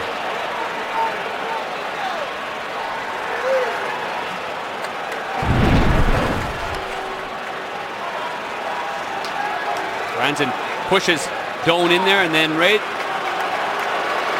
And he knows exactly where to target. There's a cross check by Franzen, a little subtle one. Doan doesn't like it. He decides, you know what? I'll take my glove and rub it on your face. Well, those are very soft, like winter mittens, aren't they? I guess not. roughing minors to both with 1:29 to go in the second.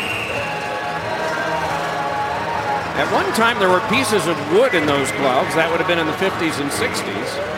That helped support them and keep them strong for blocking shots. Sometimes you didn't have any of the material inside the palm, so you could grab on the jerseys and hold a little bit more than if you had your fingers in your gloves, and knowing guys to give it the old Larry Curly right between the eyes with their fingers every once in a while. Just like the old lacrosse gloves, basically. Yeah. And a lot longer cuffs back then, too. I never did that. I just received a few of those just for the record.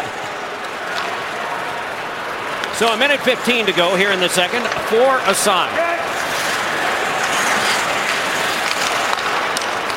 Carried back on for a chance. Then a stop by Howard. Rebound, another stop.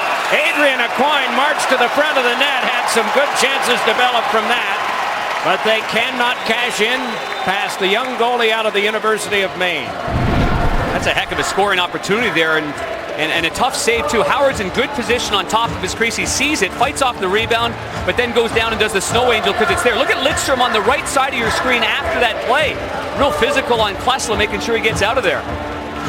Who shot the puck? A defenseman, Adrian Aucoin. Who's the first guy in looking for that rebound? A defenseman, Rusty Klesla. Right there, and he gives him a little bit of a cross-check right on the side.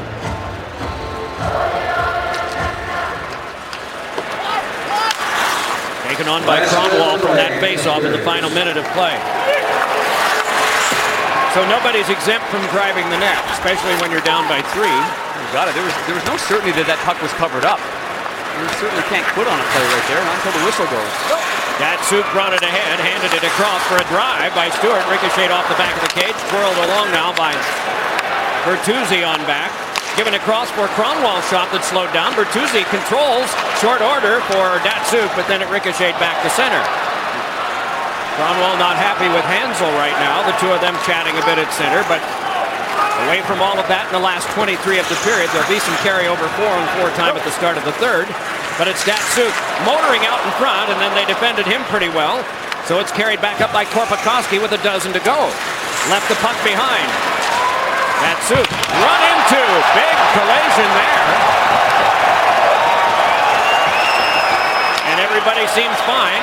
Datsuk is coming to the bench for a change, and the horn sounds.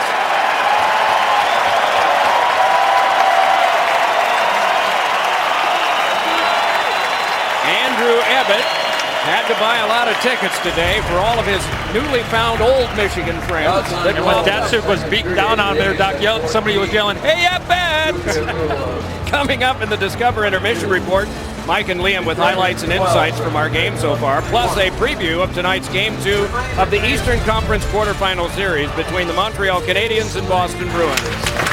That's ahead on the Discover Intermission Report. Detroit by 3.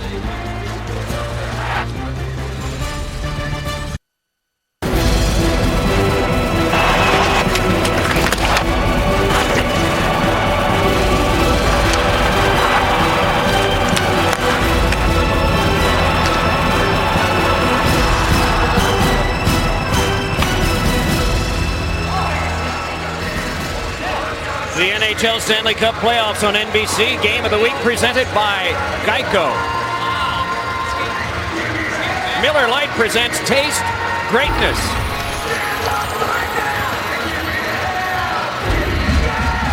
And it is Nick Lidstrom.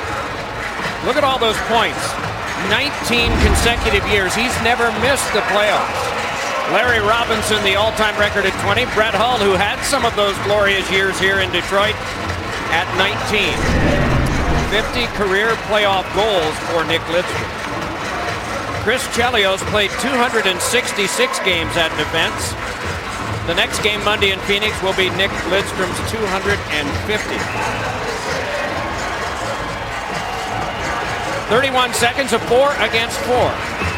Nick Lidstrom is now a plus 55 in his career, and that is a record. He has passed Peter Forsberg for the best playoff plus-minus with a 2+ effort this afternoon.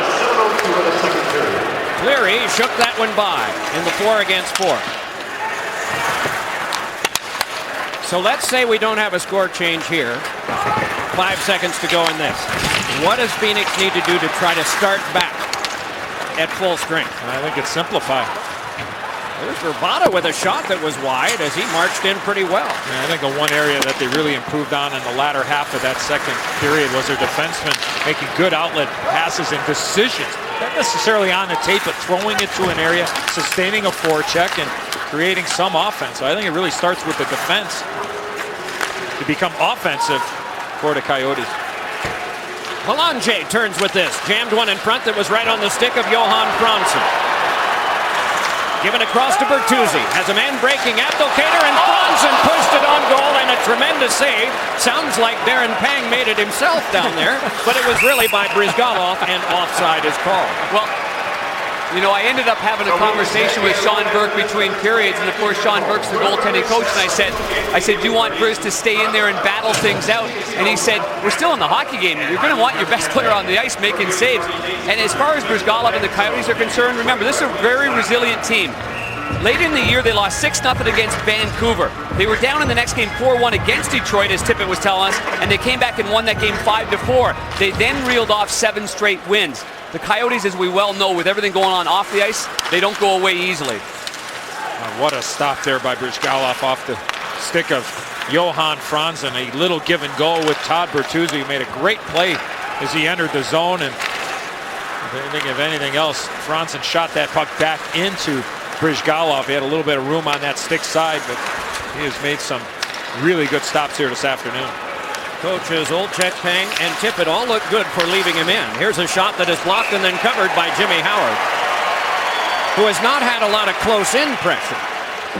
The Red Wings have done a nice job of boxing out, and if there have been any rebounds given up by Jimmy Howard, that trust factor that the defense are going to be there, be able to clear them out. And you saw the job there by Cronwall of just making sure nobody was able to get to that opportunity.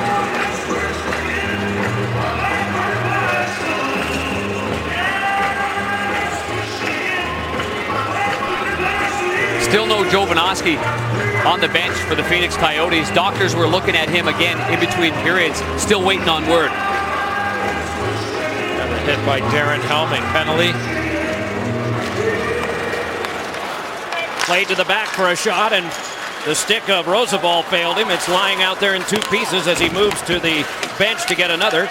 Nick Lidstrom touched that one along, and Holmstrom flipped it ahead off that soup stick, and it's regathered by Roosevelt, who has presumably a better one, although he was not able to make a real strong pass like he wanted with the new one. Played back on by Vernon Fiddler, knocked down and played further by Brad Stewart, and then it can eventually be carried out and lobbed high by Franzen. And Dave Tippett doing what any coach would do, trying to trigger a response, try to get something going, but he has really shuffled up the lines here. Do you have any idea whether there was a paint-peeling discussion of the game in the Phoenix locker room between periods? Well, there was an animated, meeting that they had. I was in the hallway, saw Dave Tippett and his coaching staff. Doug Sullivan's the eye in the sky along with Sean Burke, but it was a positive one, and that's the way Dave Tippett coaches. He understands and addresses what went wrong, but he moves forward quickly. He doesn't dwell on the negatives and stick with that for very long. 7 of his 8 years in coaching, he has been in the playoffs, and he has guided Phoenix to their 2 most successful seasons, 107 points and 99 points the last 2 years. Rattled on around, and this deflected on back to center, where it can be played across by Klesla. Rifled back on by a Coin. Helm shakes it ahead. Charging after it is Eves. Swatted back by Andrew Evans. That smart little play there by Darren Helm as he entered, as he was exiting his zone. That's the way it's been for Detroit all afternoon. Just good decisions all over the ice. Draper a shot, and that one sticked aside by Bryzgalov. Eves throws it in front, deflected by Draper and blocked by Bryzgalov again. Draper remarkably alone. Helm to the outside, blocked by Klesla. That one was tough for Eves to grab, and it careens back to center. Great effort there by Helm after the turnover. He still was dogged and able to get that puck. Eriksson moving in, chopped at one that's off the pad of Bryzgalov. And the Coyotes eventually able to circle a pass out from Doan ahead to Ray Whitney. Run off then by Eriksson as the Red Wings got plenty of men back. Another good stick there by Lidstrom defensively as well. another juggling act. Marty Hansel's not on the bench.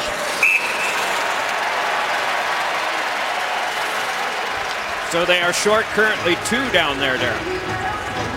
And I just got word from Rich Nairn of the Phoenix Coyotes that Ed Jovanovski will not return, upper body injury. By the way he went in, it was, I thought maybe the right shoulder, right side of his head when he got actually hit first. And then he responded to that hit. Well, that's temporarily him. And then Derek Morris, of course, is still out with an injury. So that's 2 very experienced defensemen on this strong core of the Coyotes that they do not have for the rest of this game, and Morris missing the first 2. Morris plays with Keith Yandle, or has played with Keith Yandle, and I don't think you can. Yandle's kind of struggled the last couple of weeks of the regular season. I think Derek Morris hopefully back, and we talked about it, experience, and there's something for that. I think that's allowed great success for the Phoenix Coyotes. The way they play is they have experienced defensemen. There's that play I'm talking about, real aggressive by Yandle to try to keep that play alive. It is Holmstrom sweeping it across. Datsuk moving in. A backhander save made by Bryzgalov. Turning to the outside though is Franzen. Angled one that came back here. Kronwall poked it on the backhand of his stick and it kicked on back for Roosevelt. Shift change for Detroit. Sorry, Doc. Marty Hansel did return to the bench. He's right beside me on the right. He just doesn't quite look right. His teammates are looking at him kind of ready to go, and he wouldn't give me the confidence that he is ready to go, but he is back on the bench. Wraparound attempt fails as it rolled off the stick of Kyle Turris. Nudged back by Cleary.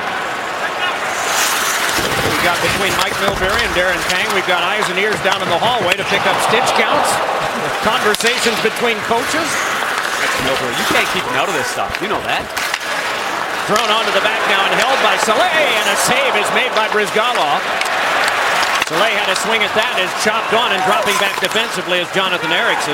But it's followed up and held to the outside, and then a nice feed over for a shot that ricocheted off someone in front and rocketed wide.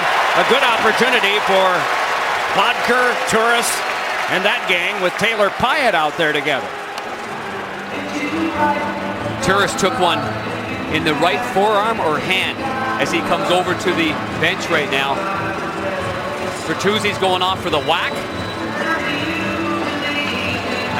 As you mentioned, that was a very good shift by the Turris line there. There's the whack.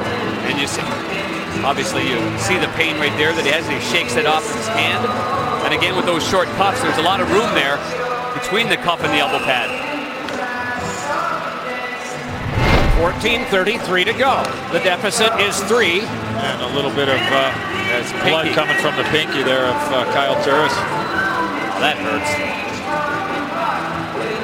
Kyle Turris' dad in the Canadian Lacrosse Hall of Fame. That's why I always wore number 19 growing up, because of his father. Big Sakic fan as well. 19 is seriously taken here by Shane Doan, but it's nice to be able to reverse the number and get some patchwork done at the bench as Verbata freezes in. Ever Dangerous got it to Yandle, and a shot turned aside. Rebound, score! Doan out of a net mouse scramble, and the Coyotes are back to within 2.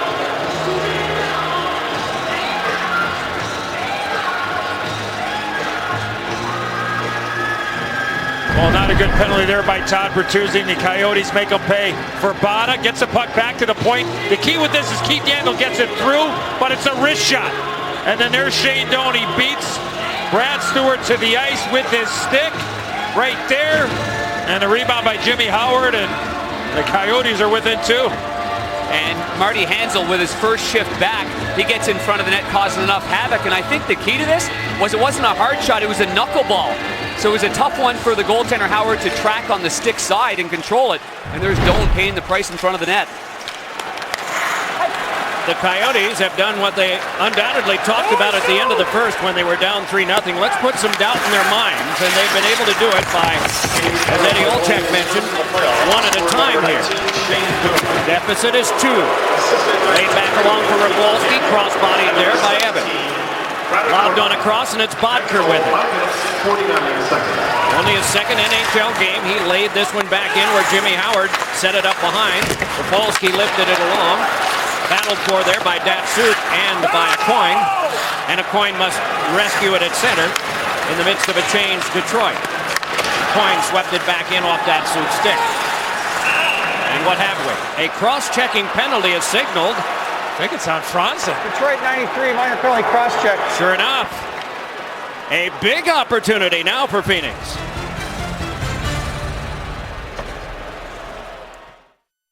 At Wendy's, we believe our new natural cut fries with sea salt just taste better.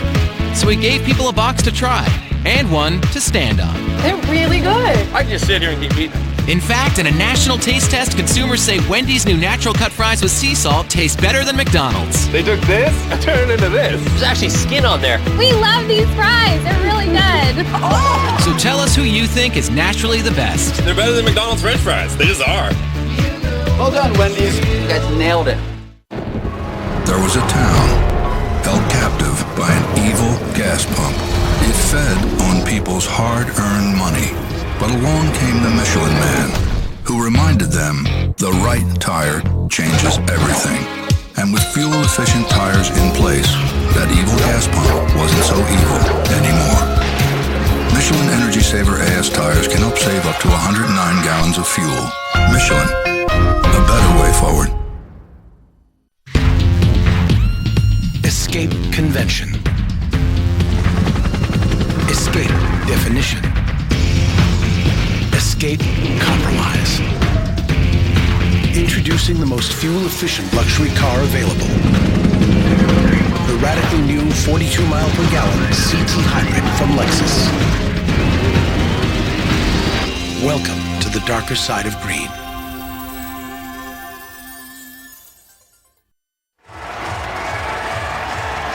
Well, another opportunity for the Phoenix Coyotes. Talked about the bad penalty by Todd Bertuzzi. And there, Johan Franzen with a cross-check. Thought a Coyne might have caught him with the retaliation. He did not. And the Coyotes on the power play, down by 2. Lots of hockey to be played here. 13:22 left to go in the third. Well, the look on Mike Babcock's face, looking over at Denny Leroux after that call, was just like what you just saw there. Similar to what we saw earlier in the game from Dave Tippett. Roosevelt, Klesla, Hansel with ill-advised penalties. Franzen with one now. Bertuzzi with one before. It's a penalty. Another penalty coming up here. What have we here? Off the face-off. It's on Detroit, or is it on Phoenix? The whistle was blown while Phoenix was in possession. And let's listen. Detroit 43, minor penalty interference. Okay, so why? If Phoenix had it, and they waited for him to touch. Why did they cut? Why did the whistle go when the Phoenix Coyotes had it in their own zone? Well, there's Darren Helm. Yeah. Martin Hansel got to stick up a little bit. Well, you know, Helm goes out of his way to eliminate where a player is going, but the Coyotes have the puck, and it looked like Denny Leroux was confused at one end.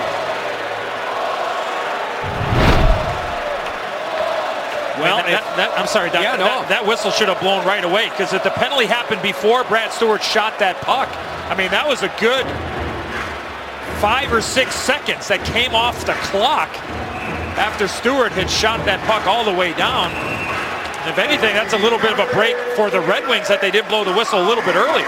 Look for Phoenix to establish a shot mentality. They did not do that in Game 1 when they had that 91-second 5-on-3 in the first. Datsuk off the face-off, sees it won by the Coyotes, walked across now by Yandel. Yandel leads it to the corner. Ray Whitney working with it there, got it to Verbata, back to Whitney, then Yandel with it, then Whitney, then Yandel. He's got Doan to his right, that's where he goes. Doan pulls, gave it across, Verbata, then back to Yandel. Shooting, deflected, it went wide. Played back in deep again. It's Whitney setting up Yandel. Back to Whitney. Save made by Howard. Rebound is covered.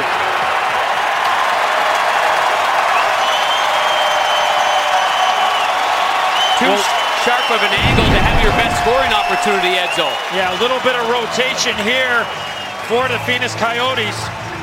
Doan will go in, trying to open up a seam. Boy, Keith Yandel's got to fire that puck or fire it back to the other side. I was surprised that Doan and Yandel didn't switch sides, one being a left, one being a right, and looking for a hard one-timer from Doan. Timeout being called now. Well, they had switched a couple of times there But on that certain play there, that's the play you're looking for. If Doan's trying to skate into that area to open up ice, Keith Yandle's got one thing on his mind. It's to fire the puck right through that crowd or throw it back to the other side. You see Dave Tippett taking control of this 5-on-3. Yeah, and he's looking at Doan and he's looking at Yandle. Now here's that play again. Whitney to Yandle. This puck's got to go. I mean, it's got to go. That's right. That's why Doan went to the middle. Can't be in between. Mike Babcock also discussion with his penalty killers, and no secret, Pavel Datsyuk is the lone forward on the ice on the PK with Stewart and Kronwall. Can Datsyuk win this one away from Hansel? Chip off more time. A minute 26 of a power play. A minute 18 of it is a 5-against-3. Had a minute 31 in game 1 and failed to score. At that time it was 1-0 in favor of Phoenix. Skipped along now, and Hansel has it behind. Then Verbata. Whitney at the right point, and he takes the pass. Verbata. Whitney. Doan off the outside of the cage. To the back it comes now to Yandle again. Sets up for a try by Whitney that's knifed down, but they cannot clear. Yandle again. Shoved it back on. It's Verbata to Yandle. Pass blocked away by Datsyuk. Red Wings need to get a change. It's floated back out as far as center by Stewart, and he can come to the bench. Well, Yandle really tried to force that right there, trying to pass it through people. He had a wide open Doan for the one-timer. Stewart remains out there now, and gliding along is Shane Doan. Doan laid it back. Verbata has it there. 20 left on the first penalty. Verbata dealt it back. Yandle with a drive, and that deflected, rattled off one of the Red Wings in front. Played on back to Doan again. Doan fakes the drive, tried to shovel one, it was blocked away, and can be played to the outside now by Verbata. Back over to Doan again. Doan sets up Yandle. Doan again. Score! They are back to within 1, and it's on the first penalty. They still have 10 to go on the second.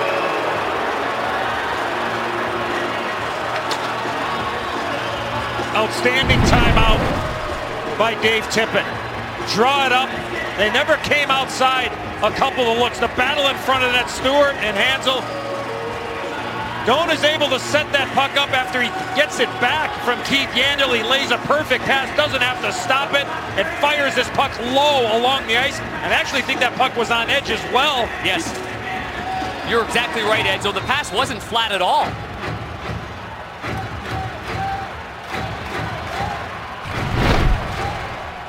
It was 4-0. 3 power play goals. It is 4-3 and 10 seconds remaining on the minor penalty to Darren Helm. Back-to-back power play goals in the span of less than 3 minutes by the captain of the Coyotes, Shane Doan.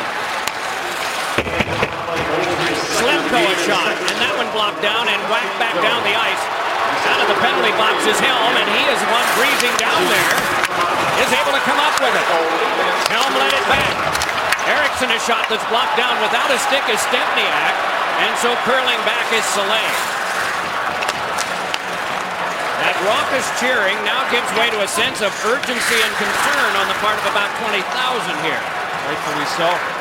Another guy that deserves credit is Hansel. I mean, he's come back after being injured, didn't start the period on the bench, but he was in front of the net on the last 2 power play goals. Well, I concur with both of you on your credit to Dave Tippett, not only with the timeout, but how he's able to set this team here and still work off a positive when they were being overwhelmed early. That one covered by Bryzgalov, who has been strong in his own right. Well, passing such an important part, and the captain, Shane Doan, is able to get this puck, but not trying to force anything. He stops it over. Now stop it right here. It's the quick decision right there. And he's able to get this puck in a shooting position.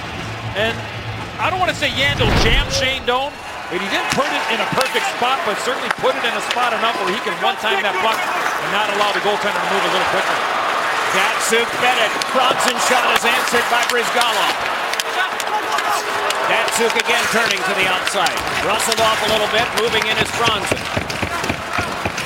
Out of the two-a-side jam up. Kicked on back, Bronson to Datsyuk, and that one deflected to the glass. Brizgalov again able to get a piece of these shots. The shots are 30-28 in favor of Phoenix now. Bronson wedged off by Fiddler. Puck came to the front. Could not be trapped by Brizgalov. But now it's Vernon Fiddler able to shake it off the short glass as far as Lidstrom.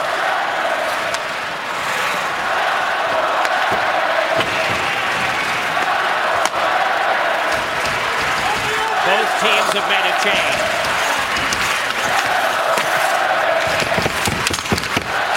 Stone rifled it across. Dropped on back for the carry back out.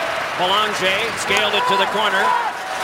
On the bounce, it is laid back along by Cronwall. Spirited on now to Abdelkader. Off of Cleary. Followed up and hunted down by Abdelkader and punched back in further, and he took the hit for his trouble. Little over 9 to go. The fake drive, and now the carry back up by Keith Yandle.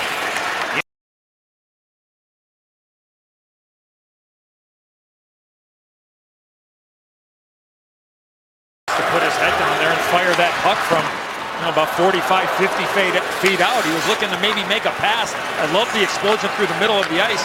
And once you're allowed to enter the zone, not a bad play to force Jimmy Howard to make a stop. Swatted back in behind Howard now. Sabata canceled by Erickson. Half-court shunted high by Klesla. Off the shelf, it hops around and is played by Hansel, and the back pass failed. Came back across again and jostled was Korpikoski. Korpikoski shouldered by Miller. Held alive by Klesla. Moves in, fakes the blast, lets it go. Blocked to the glass by Jimmy Howard. And it is hoodwinked. Off of Soleil. Carried by Miller. And Miller is able to get further. Passes on to Hoodler. Miller driving the net. Puck back to Erickson to Miller. And the shot screamed wide. 8 minutes to go in the third. It had no look of a one-goal game, but that's what it is right now. Shot deflected up high. Battled for there. Reached by Draper. Lobbed one out to center. Eaves in the midst of it.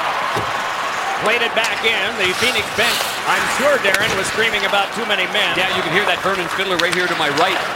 Trying to get the attention of the linesman. It was close, though. Head up the board. Schlemko with it there. Protects and threw it away from Yandel, so they must drop back under 7.5 to go. That's one thing about this tandem. Schlemko has some offensive instincts, and when he and Yandel are on the ice together, you've got to make sure you got one forward high in the offensive zone to make sure they're covering. A lot of mileage for Brad Stewart today. Pushed that one around in front. Taken to the outside by the speedy Darren Helm. Nearly canceled out by Kyle Turris, but he just pulls away. Helm lifted it along, sent further by Eaves. Floated on by Klesla, taken on now by Eaves. Nice cancellation on him by a point, and back up it comes to Ray Whitney. Nudged it on across, Kyle Turris brings it ahead. Turris a shot, and an answer there by Howard. The young man is dangerous. 91 in white. Sees his team trying to battle back into this and get to within a tie late in the game here. Perhaps it may wind up going to overtime, but at least to get the game even first. Jammed around behind now, and Lidstrom was thrown down. Rapolsky able to play back onto Franzen with 6.5 to go. Franzen lobbed it back in and went charging in after it. He's the first one there. Forearm shiver came to him from the defender and able to step away and then eventually start it back on. Throw it back out and down the ice was Shane Doan, who applied the hit. It was like he was a defenseman back there. Corralled the puck, started it back the other way, and came to the bench for a rest. Brought on by Bertuzzi. Bertuzzi fed it on across. Drive went off the glass from Thomas Holmstrom. Looks like Belanger's coming off, and he is limping. He got hit to the left of Howard in the offensive zone. Meanwhile, it's dug out by Cleary, hammered by Hansel, but not until he'd reversed it along to Soleil. Soleil just holding up in the traffic, and the Coyotes get a breather for a couple of players up front. It's ladled back in again by Bertuzzi, but grabbed off quickly by Rostislav Klesla. Settled down there by Stepniak, and he hurried it back in with 5.5 to go. 3-on-2, it's Cleary, but we get a stoppage of play on an offside. A lot of crunching in this third period. A 4-3 Detroit lead.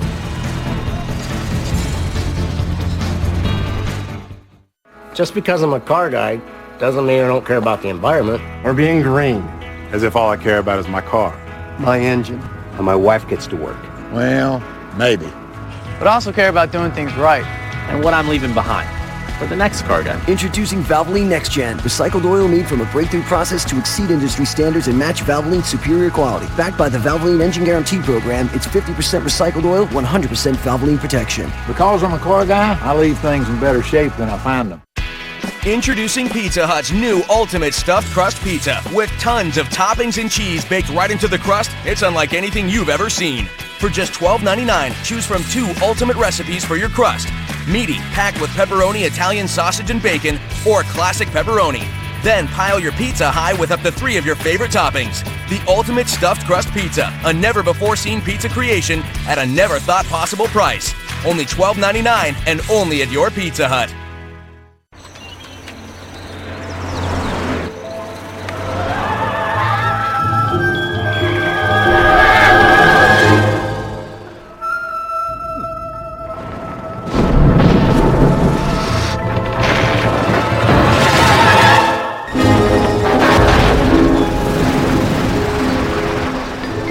Drivers who want to get the most out of their cars. It's Bridgestone or nothing. Time now for our Lexus Escape highlight. Shane Doan escaped there. The Red Wings did not there from his not only net mouth scramble goal, but his drive that made this get back to within a 1-goal game thanks to him. Standing next to the bloodied Johan Franzen. For more Lexus Escape highlights, go to NBCSports.com/highlights. 5:20.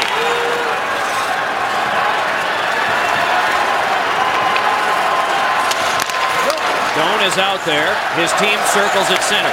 Kyle Turris lobs it on to him. Glove down and played ahead, but to Keith Yandel. Down by 1, Belanger's on the bench right now. Often Tippett leans towards Turris with his top wingers of Doan and Whitney. This is Turris throwing one across the net mouth that was wide and shunted back out again carefully by Todd Bertuzzi. The Red Wings make another change. Right back up it comes to Whitney. Tried to filter it through, but Nick Lidstrom said no.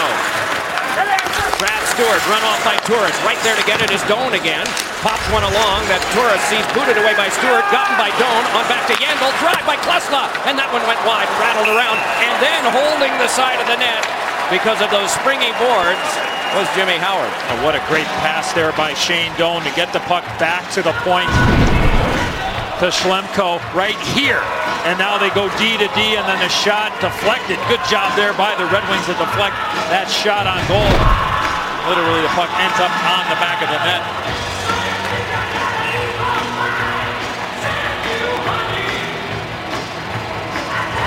We wonder where they get the adrenaline and the energy to just keep resting for a few seconds and coming back out. A big blast there by Klesla was blocked away by Jimmy Howard. Fed back on now for the turn back by Verbata. Bouncer came over to Bertuzzi, could not hand pass it out.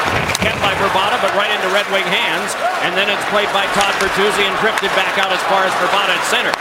Under 4 1/4 to go. The deficit 1 for Phoenix. Detroit handily got the first 4. Todd Bertuzzi marches on. Schlemko is back. Spinorama! And a shot that went wide. Thrown behind by Eriksson, and the crowd still buzzing from that opportunity. Rapolsky with it. Fires! And that one went past the glove hand of Brizgalov. Didn't miss by much. Eriksson tied up there, so Verbata can escape with it and drop it on back. Red Wings making some more changes at defense. Rapolsky and Eriksson come off. Kronwall able to reach that one. Scaled it back out. Miller could not stop. Stempniak flops it on back. Chopped away by the good reach of Miller. Forced free then by Ruslan Saleh. Outlets on now to Miller. Wedged a one-hander across, and Eaves gains the zone with help breaking. Eaves a shot and a save by Brizgalov. Still they battle behind. Under 3 1/4 to go. Heavy hitting along the boards and trying to play at his ease. In his way was Pyatt. Pyatt steps in then to Helm. Helm shoved off by Pyatt. It comes back to Eaves. Hard work done along the boards here as the clock goes below 3 minutes now. Yandel run off and given a shove by Helm. pulled away from all the traffic in front of Darren Pang and handed on back down to Soleil. Drop back in, but it's going to cost them an icing. Offensive zone face-off for Phoenix with 2:38 to go.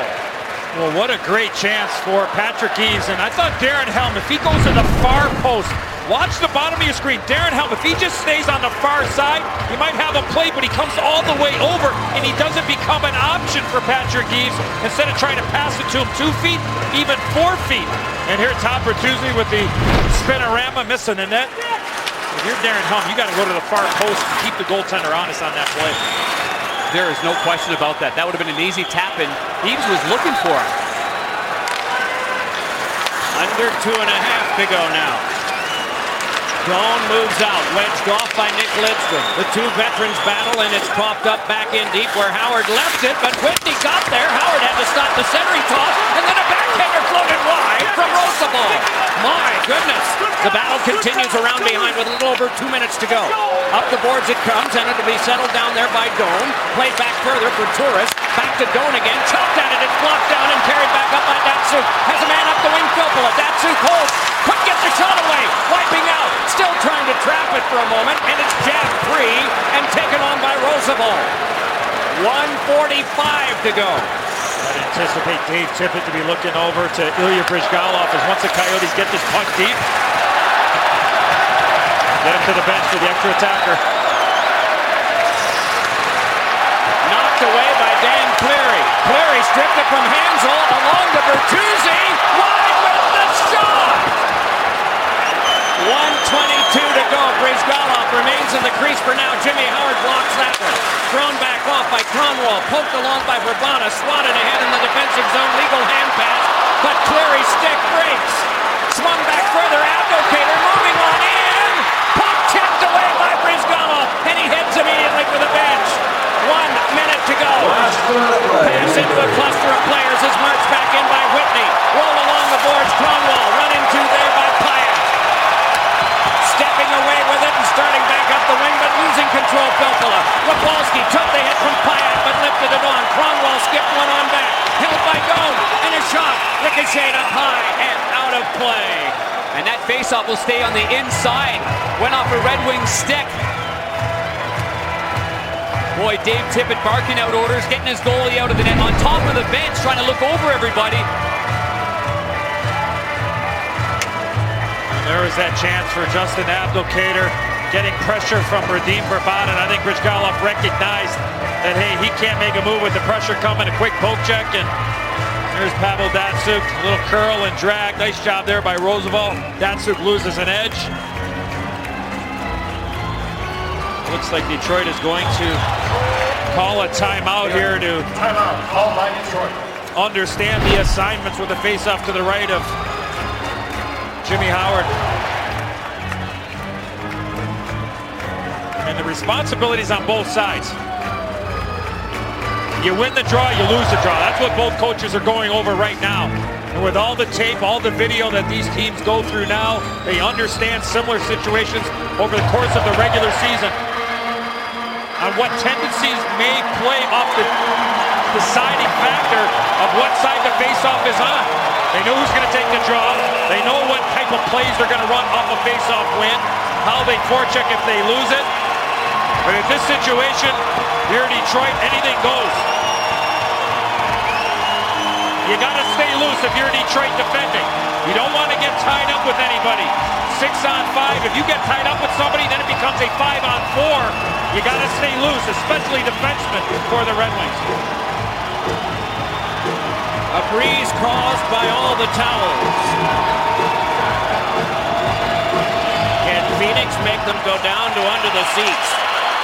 It is Cleary shoveling it across. Carried back out by Filppula. The net empty, but he couldn't tee it up, and already in the zone by that time was Datsuk. It is Hansel. Ran into trouble from Datsuk. Just fights it ahead. Hansel reaching in, trying to jam it away. 18 to go. Pass tipped up high.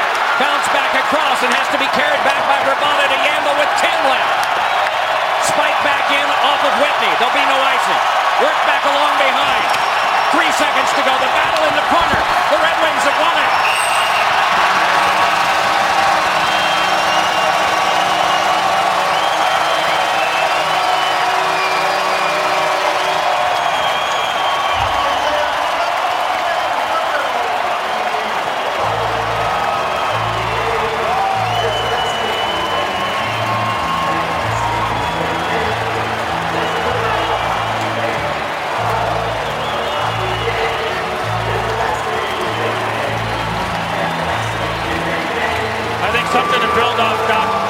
Shane Doan and the Phoenix Coyotes.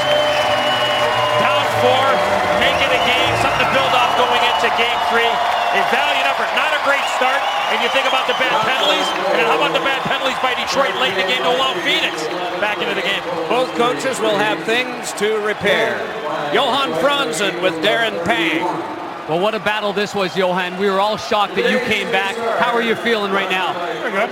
Not bad. Only had to stitch me up a little bit, and no worries. The way this game went, the momentum was lost. You come back to the bench, you've got a comfortable lead, and then it turns around. What happened? I should have stayed in the locker room, probably. I don't know. I got one bad penalty there in the end, the crutch check. It's hard to know the level, how much you're allowed to do, but well, we can't take stupid penalties, that's for sure. It looked like Mike Babcock was saying something to you and Paul Boyer, maybe putting a visor on. Yeah, I don't know. Yeah, that's what he said, but yeah, I'm not used to playing with that, so no, I didn't want one. Congratulations on the win. Thanks. Thanks. 21 stitches on the afternoon. The things you don't do to get a 2-0 lead in a series. We will wrap things up here from Detroit in just a moment.